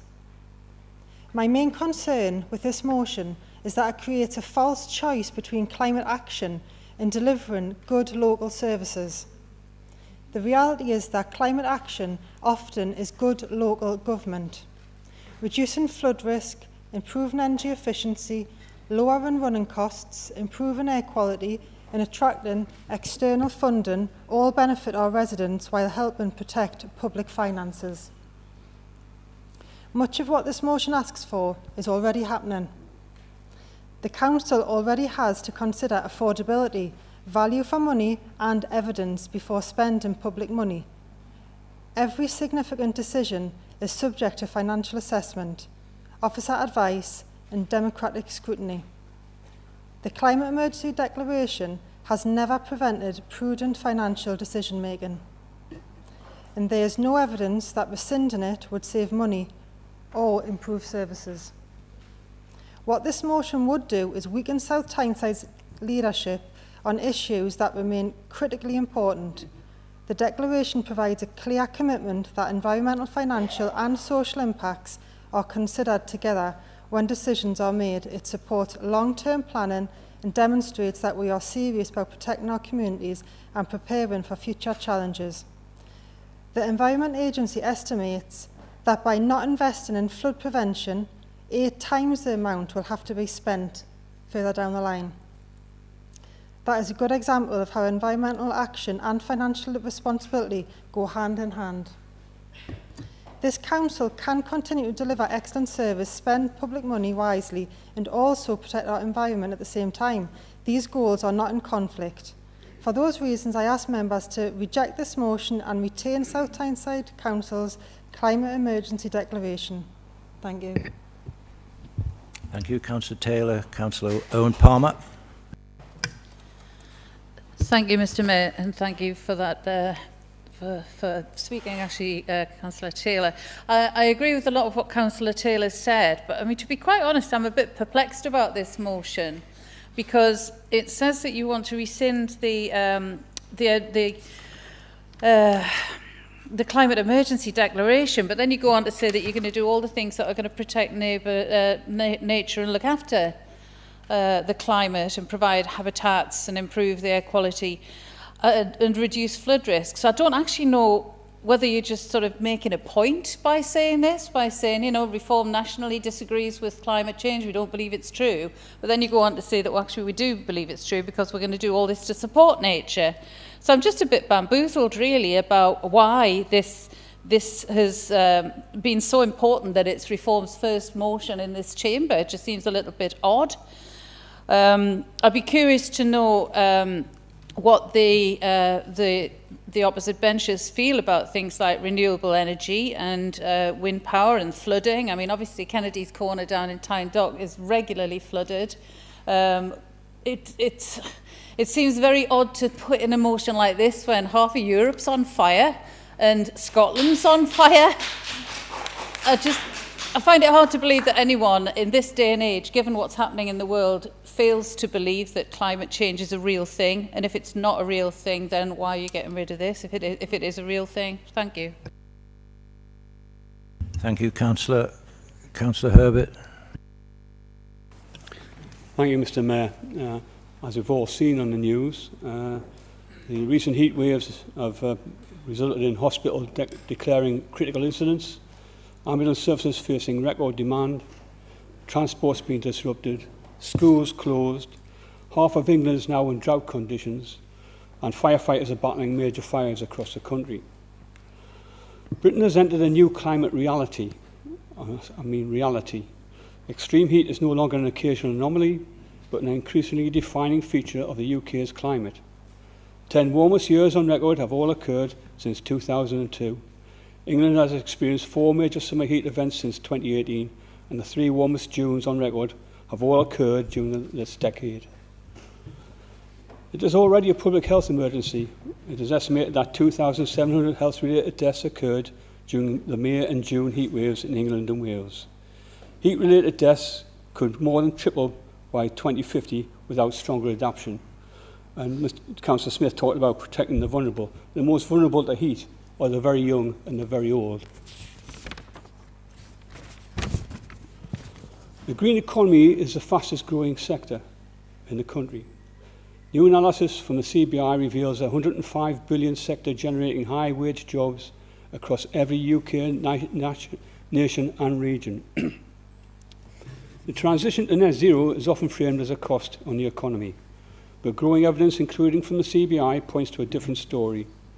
Net zero is already one of the UK's most productive and geographically distributed industrial sectors. It supports 1.1 million full-time equivalent jobs. The sector is underpinned by more than 23,500 businesses. For every £1 of the economic value created directly by net zero firms, a further £1.85 is generated across the wider UK economy. Many of these jobs have been created in South Tyneside, particularly in the offshore wind industry, and there are potentially 1,000 more jobs to come with the right encouragement. Now is not the right time to hold back on that encouragement, and this motion sends out all the wrong signals to those industries. Looking at food security, 3 of the 5 worst UK harvests on record have now occurred since 2020, and this year's harvest looks like being pretty much the same.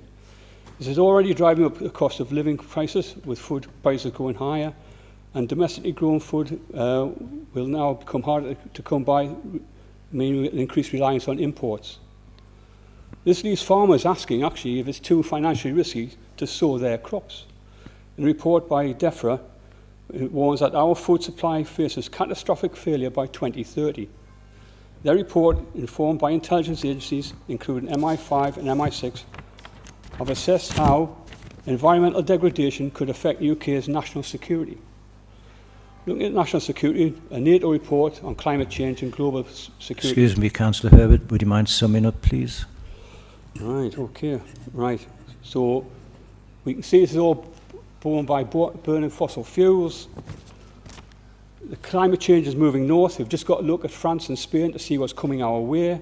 300,000 people being... Councillor Herbert, I ask you to sum up, so I'm afraid you'll have to cease. If we ignore these signals, okay, it is at our peril of our future generations, would you mind taking your seat, our please? children and grandchildren. Thank you. Anyone else? Councillor, forgotten you.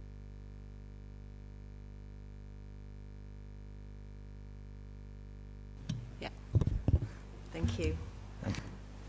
Yeah, I mean, I agree with the things that have already been said. I was going to say something similar, but I would just really ask, you know, have you been watching the news?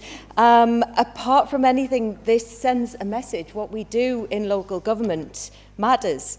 As has been said, there are wildfires all over the world, but all over Europe. Europe is actually the fastest heating continent on the planet at the moment, something that we cannot ignore.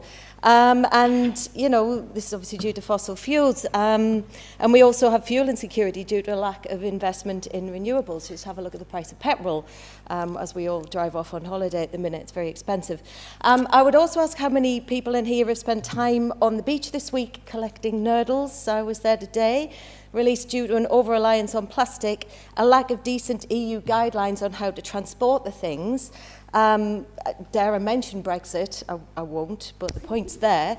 And, you know, and it makes a point around plastic pollution and a really important reminder of the catastrophic effects of pollution on our coastline. Right here, the worst disaster, really, in terms of nurdles that have happened in the world is here. So I don't think this is something that we can take lightly or rein back on right now. Thank you. Thank you. Councillor McCowan. Anyone else? Thank you, Mr Mayor. I agree with all speakers who have gone before on this side of the chamber. What I'd like to kind of send out a message to our communities that this happened in Sunderland as well. A very, very similar motion has very recently been passed by Sunderland Council, and it does seem, Councillor Owens-Palmer, that this is just something to do, and it is following a particular reform-led council trend. I think the exploration that is mentioned at point 3 should have been carried out before the rescinding was even suggested.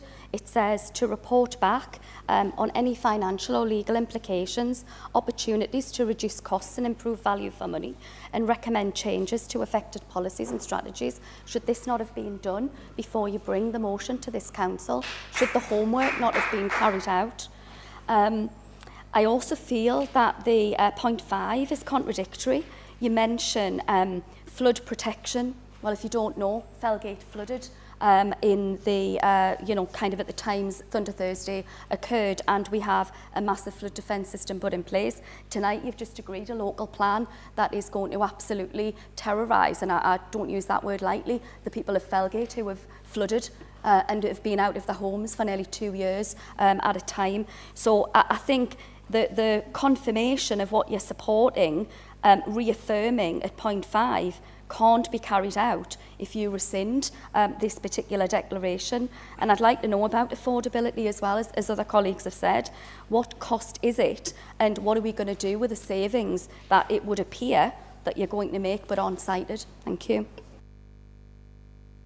Thank you. Councillor Kilgour. Councillor Blair. Thank you, Mayor. I understand the frustration. Well, first of all, actually, I agree with everything that's been already said, but I'd like to add to it as well. I understand the frustration with declarations that are not matched by practical delivery. Residents care about warmer homes, lower bills, clean beaches, protected green spaces and reduced flood risk. But South Tyneside is bounded by the River Tyne and the North Sea. Climate resilience is not gesture politics here. It is about protecting people's homes, businesses and essential infrastructure from flooding, coastal erosion and increasingly severe weather. Climate change also contributes to drought, food insecurity, instability and the displacement of people. Anyone concerned about future migration pressures should recognise that tackling climate change is part of addressing these causes, or the causes, sorry. The fundamental problem with this motion is that it asks us to rescind the declaration first and only afterwards review the effective policies, targets, spending commitments and legal implications. That is the wrong way around. I would go further. Rescinding a framework before assessing the consequences is not evidence-led government. It is policy making backwards, and frankly, it would be an incompetent way to govern. If this council genuinely believes in evidence-led decision-making, it should conduct the review first, establish what has worked, what has not, what it has cost, and what it has saved, what measurable framework or what measurable framework would replace it. I'm open to reviewing how we approach climate action, but I cannot support removing the existing framework before we understand the consequences, and for that reason, I'll be voting against the motion. Okay, thank you, Councillor Burr. Anybody else wish to speak? No. So I'll ask Councillor Smith, as the original proposer, do you wish to reply to the debate? Thank you, Mr. Mayor. I'll briefly reply. Firstly, Councillor Taylor mentions the cross-party decisions were made in 2019 in relation to this. This council are very keen to embrace council colleagues from the variety of parties, and I'm sure everybody agrees that the multi-party relationship has improved over the past 3 months, and we are keen to make that better. With regard to the climate resolution or the bill, this is a very, very emotive topic. Everybody has an opinion. And Mr. Mayor, the councillors in this chamber have been given notice of this motion and have listened over a number of years, I have no doubt, to various arguments on each side and all the narratives that have come over the last 5 years. So in response to all the councillors that we've heard, I would just say that let's just allow the democratic process to take place and just trust that the councillors have their own minds and their own views on this. Thank you, Mr. Mayor. Okay, thank you, Councillor Smith. Is the motion agreed? Opinions, but you can't own the science and the facts. And unequivocally, climate change exists and is driven by mankind. And just to quote one of many bodies, of authoritative bodies that say that it exists, NASA says that there's unequivocal evidence that the Earth is warming at an unprecedented rate and human activity is the principal cause. Okay, thank you, Councillor Herbert. Okay, I'm asking, is the motion agreed? No. No. Name vote. Dissenting voice, yeah, I know. Named vote. Okay.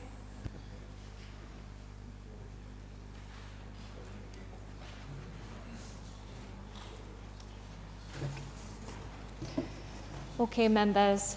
So I will read each of your names alphabetically again, and I'd ask that you indicate clearly using the microphone as to whether the motion is agreed or not. Okay, thank you. So, Councillor Barr. Agreed. Blair. Agreed. Councillor Brown. Agreed. Councillor Clifton. Agreed. Councillor Curry. Agreed. Councillor Diamond. Agreed. Councillor Elsender. Agreed. Councillor Fascioni. Agreed. Councillor Fenwick. Agreed. Councillor Ford. Not agreed. Councillor Fox. Agreed. Councillor Herbert.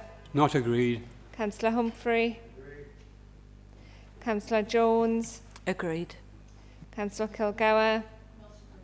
Councillor Leather. Not agreed. Councillor Ling. Agreed. Councillor Mackens. Agreed. Councillor Madison. Agreed. Councillor McCune. Not agreed. Councillor Medcalf. Agreed. Councillor Mowat. Agreed. Councillor McQueith. Not agreed. Councillor Newman. Agreed. Councillor Oliver. Agreed. Councillor Orton. Agreed. Councillor Owens-Palmer. Not agreed. Councillor Perry. Agreed. Councillor Pittock. Agreed. Councillor Rahman. Not agreed.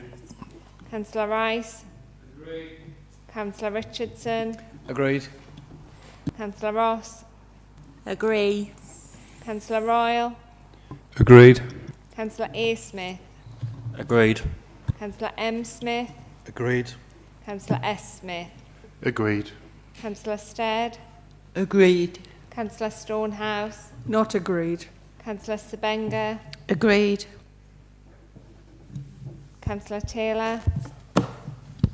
Not agreed. Councillor Thomas. Agreed. Councillor Tooley. Agreed. Councillor Turnbull. Agreed. Councillor Weirs. Agreed. Councillor Heidi Wildhurt. Agreed. Thank you, members. If we can just have a moment.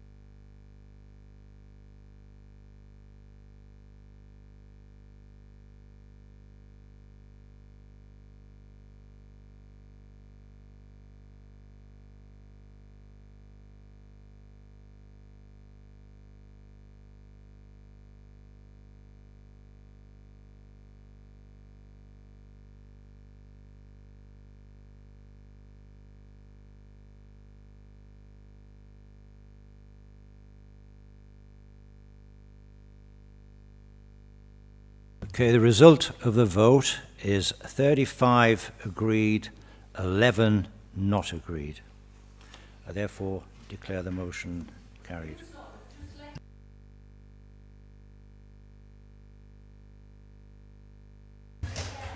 Sorry, you're not allowed to speak from the gallery. All right, please leave, yeah. Please leave. You're disturbing the debate. It's up to councillors have spoken, not you.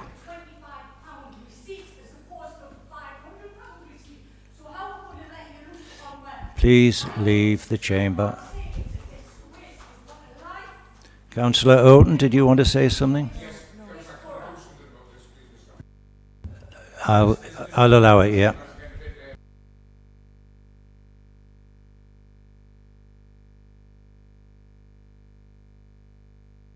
I agree.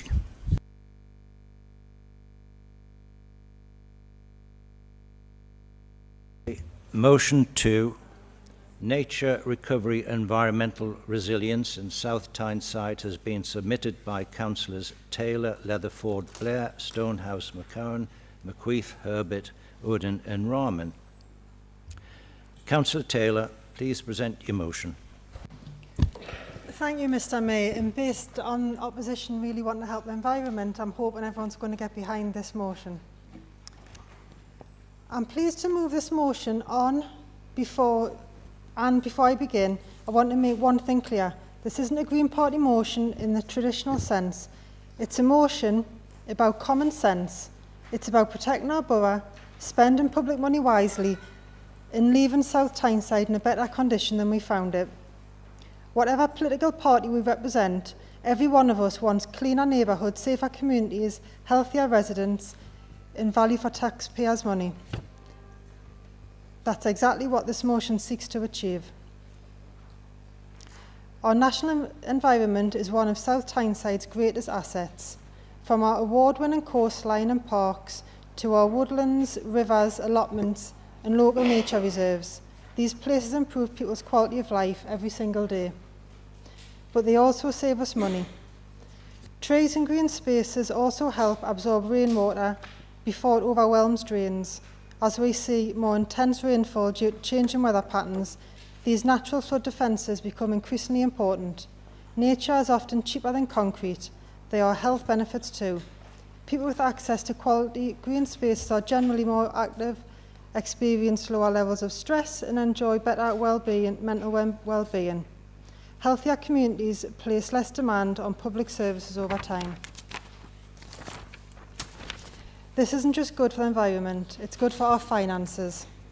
The Woodland Trust estimates that a mature tree can provide hundreds of pounds worth of environmental benefits each year through cleaner air, absorbing carbon, intercepting rainfall and cooling urban areas. These are services that nature provides free of charge. If we lose those natural assets, replacing them with engineering solutions often costs far more. Importantly, this motion is modest. It does not ask the council to spend millions of pounds. It does not create another committee. It does not establish another layer of bureaucracy. Instead, it asks us to continue considering nature and biodiversity when making decisions, continue working with community groups and volunteers, and continue supporting progress openly through our existing council processes. Those are sensible requests. Across South Tyneside, we already see the difference volunteers make by planting trees, restoring habitats, looking after parks and protecting wildlife. This motion recognises that partnerships between the council and the communities. I also know that councillors in this chamber will have different political views. Some will focus on environment, some on public finances, some on public health, some on supporting local communities. The good news is this motion supports every one of those priorities. The motion is not about telling residents how to live their lives. It's about being good custodians of the borough we have all been elected to serve. Our responsibility is to think beyond the next few months and consider the legacy we leave behind. Will future generations inherit cleaner rivers or more pollution? More trees or fewer? Healthier wildlife or declining biodiversity? Neighbourhoods that are more resilient to flooding or communities face ever-increasing repair bills. Those are choices we make through the decision we take in this chamber. Tonight we have an opportunity to support a motion that is practical, evidence-based and financially responsible. It protects our natural environment, it supports residents' health and well-being, it can help reduce future costs, and it strengthens the resilience of South Tyneside for years to come. I genuinely hope this is something we can all unite behind, regardless of political party, because caring for the place we all call home should never be a political issue. I therefore ask every councillor in this chamber to please support this motion. Thank you. Thank you. Councillor Taylor, is that seconded? Seconded by Councillor Leather. It's okay, Speaker. The motion is now open to debate by members. Do any members wish to ask a question, speak on the motion or move an amendment? Councillor Leather. Mr Mayor, I'd like to speak to the motion. Yes. Thank you. Thank you, Mr Mayor. One of our residents who recently moved here from down south commented to a colleague that South Tyneside's natural environment is worse than London's. Just last week, we witnessed firsthand an environmental disaster on the River Tyne. It resulted in approximately 25 tonnes of plastic noodles being spilt into the water and washing up on our coastline.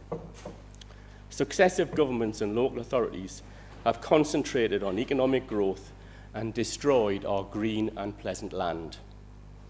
We are merely custodians or tenants of planet Earth, our home. I think that historians will look back and conclude that we've done a very poor job to date. The capitalist economic car is heading for the cliff edge, but instead of hitting the brakes and turning round, the accelerator is being applied.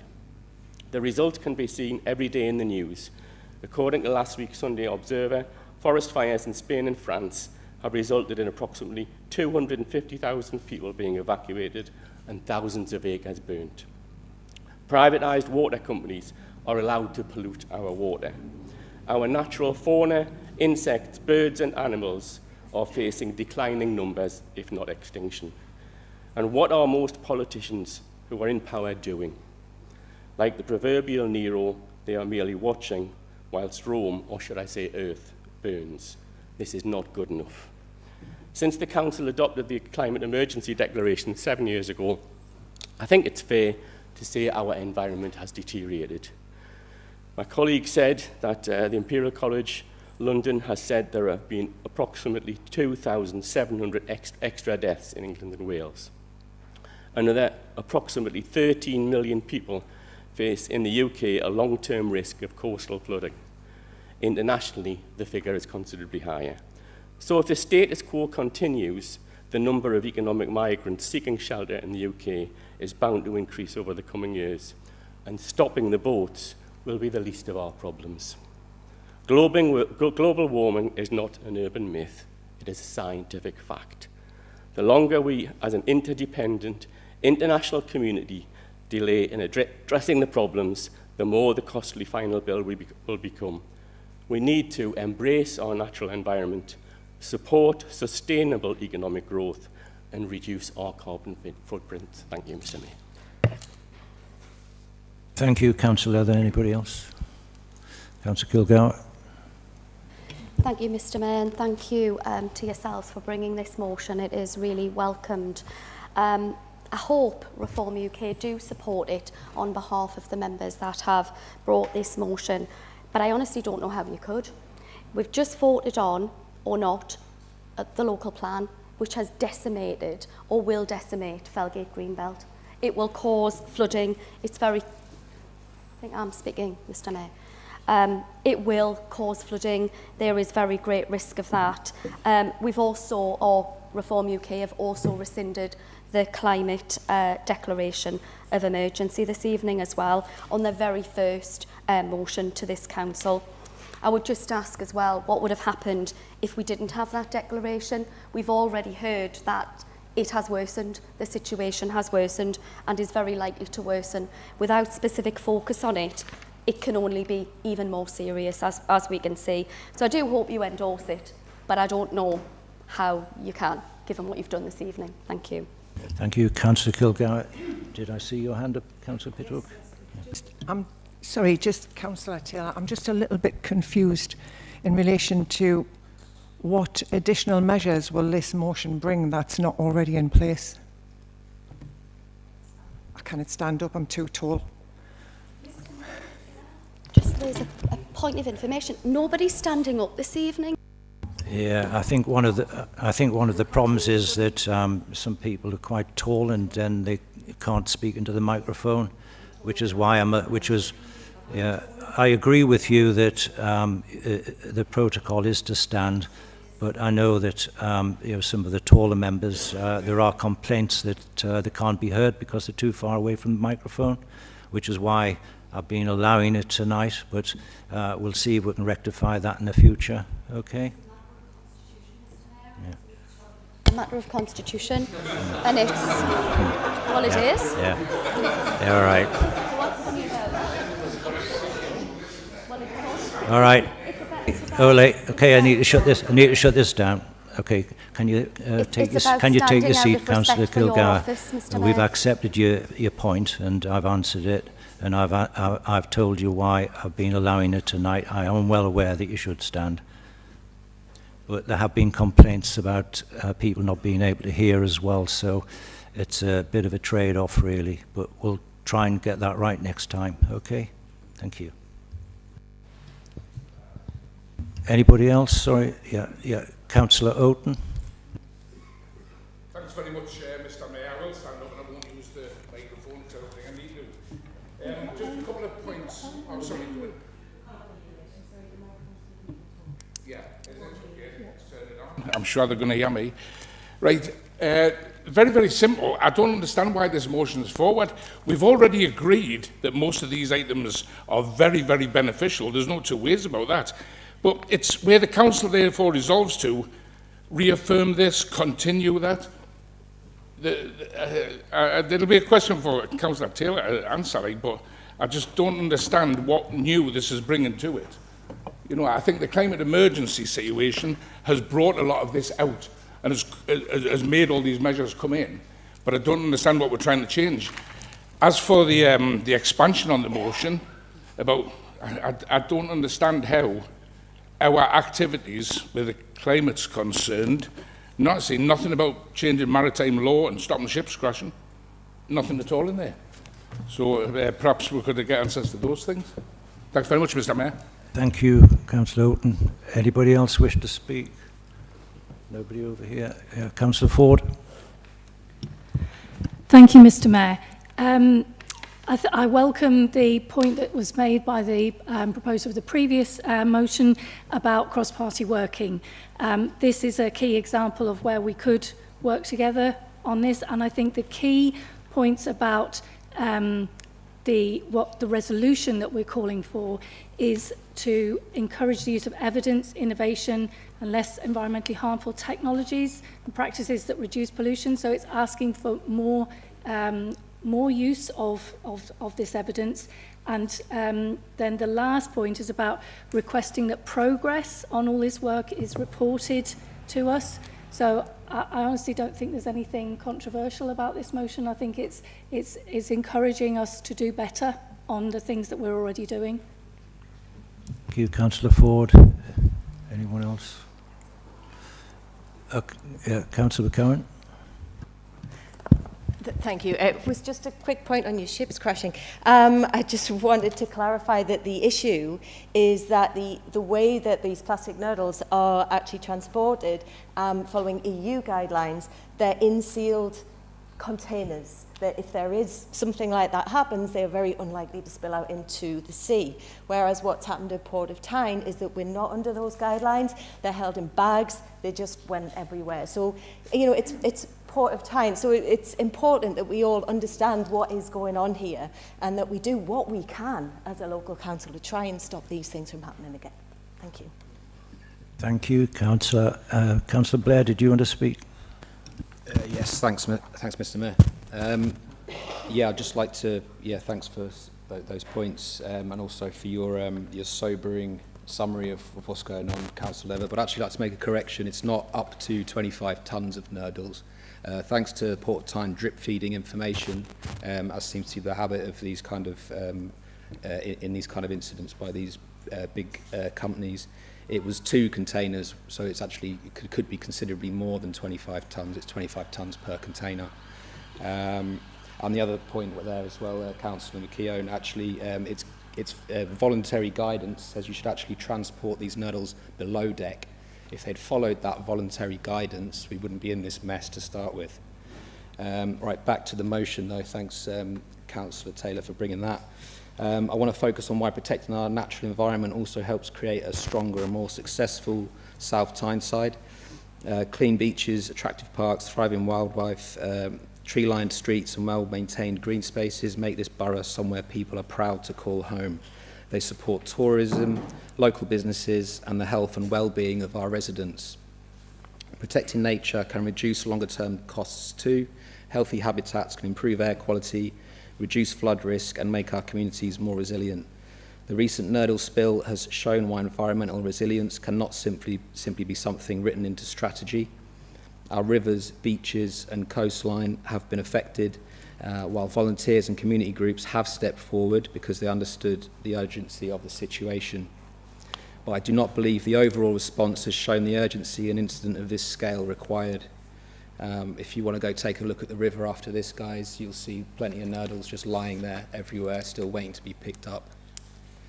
South Tyneside is intrinsically linked to its waterways. The Tyne and the North Sea are part of our identity, our economy, our history and our future. We need clear leadership, specialist equipment, properly coordinated volunteer support and the ability to respond immediately when pollution occurs, not days later after it's already spread.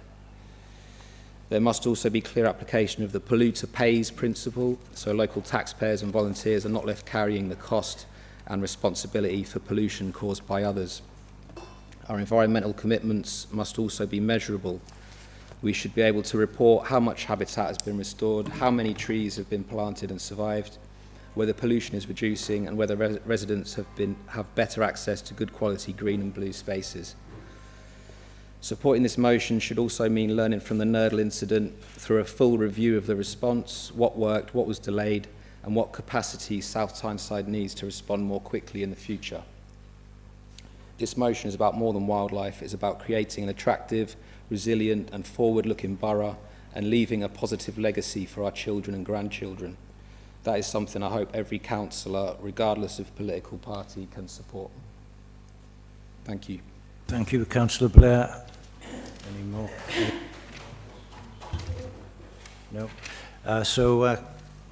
Councillor Taylor, do you want to reply to the debate?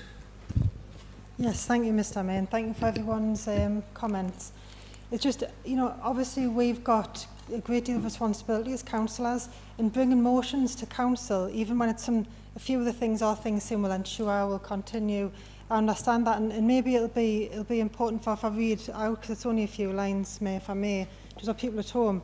So what the Greens are asking for is that the council therefore resolves to reaffirm its commitment to protecting and enhancing South Tyneside's natural environment, continue supporting practical measures that resolve biodiversity, protect trees, improve habitats and expand access to high quality green and blue spaces, ensure environmental considerations continue to inform council policies, regeneration projects, procurement and major investment decisions where appropriate, and lastly, encourage the use of evidence, innovation and less environmentally harmful technologies and practice that reduce pollution, improve resources, efficiency and strengthen the borough's resilience, continue working with residents, schools, community groups, environment organisations and local businesses to support nature recovery across South Tyneside, and request that progress on biodiversity, habitat restoration and environmental improvements continues to be reported through the Council's existing governance and reporting arrangements. This is all to make sure it's at the forefront of everyone's mind. And once it's agreed at Fullborough Council as a motion, it's like the top thing, the top agenda for officers are doing everything, and it gets a lot more support, and it becomes like a top priority. So that's why we need to reaffirm these things, make sure they continue, things don't go back a step, and that we push forward. And as community leaders, we are up there, you know, leading the way, because in this respected position, we need to be doing that in the midst of a ecological emergency. So thank you. Hope that answers Thank you, some of the Councillor questions. Taylor. So, no more. Right, so is the motion agreed? Disagree. Not agreed. Dissenting voices? Beg your pardon? Right. Okay, do you have the support? Yes. Okay, thank you. So members, I'll read out each of your names for the last time this evening alphabetically, and I'd ask that you please indicate clearly using your microphone as to whether the motion is agreed or not agreed. Councillor Barr. Disagree. Councillor Blair. Agree. Councillor Brown. Not agreed. Councillor Clifton. Not agreed. Councillor Curry. Not agreed. Councillor Diamond. Not agreed. Councillor Elsender. Not agreed. Councillor Fascioni. Not agreed. Councillor Fenwick. Not agreed. Councillor Ford. Agreed. Councillor Fox. Not agreed. Councillor Herbert. Agreed. Councillor Humphrey. Councillor Jones. Not agreed. Councillor Kilgour. Agreed. Councillor Leather. Agreed. Councillor Ling. Not agreed. Councillor Mackens. Not agreed. Councillor Madison. Not agreed. Councillor McCune. Agreed. Councillor Medcalf. Not agreed. Councillor Mowat. Not agreed. Councillor McQueith. Agreed. Councillor Newman. Not agreed. Councillor Oliver. Abstain. Councillor Orton. Not agreed. Councillor Owens-Palmer. Agreed. Councillor Perry. Not agreed. Councillor Pittock. Not agreed. Councillor Rahman. Agreed. Councillor Rice. Not agreed. Councillor Richardson. Not agreed. Councillor Ross. Abstain. Councillor Royal. Not agreed. Councillor A. Smith. Not agreed. Councillor M. Smith. Not agreed. Councillor S. Smith. Not agreed. Councillor Stead. Not agreed. Councillor Stonehouse. Councillor Svenger. Not agreed. Councillor Taylor.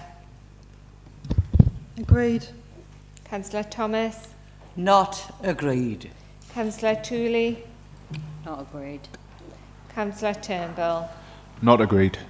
Councillor Weirs. Not agreed. Councillor Heidi Wildhair. Not agreed. Thank you, members. Just tot the figures up, so 1 moment, please. Surely he doesn't go home after this.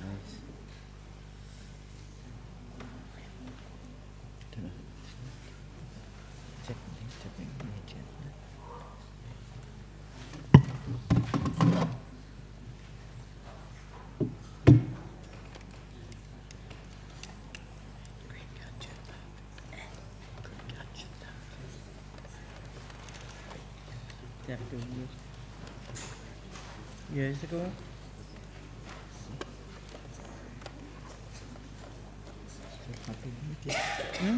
Needed it at all.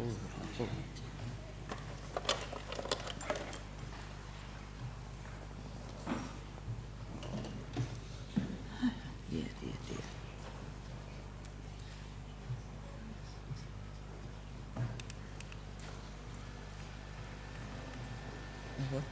Okay, the result of the vote is 11 agree, 33 disagree, and 2 abstentions. So the motion is not agreed.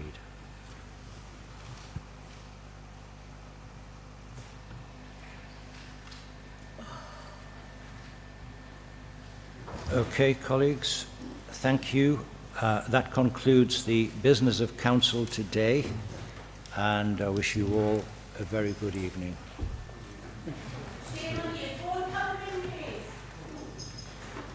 Can we go home now? Yeah.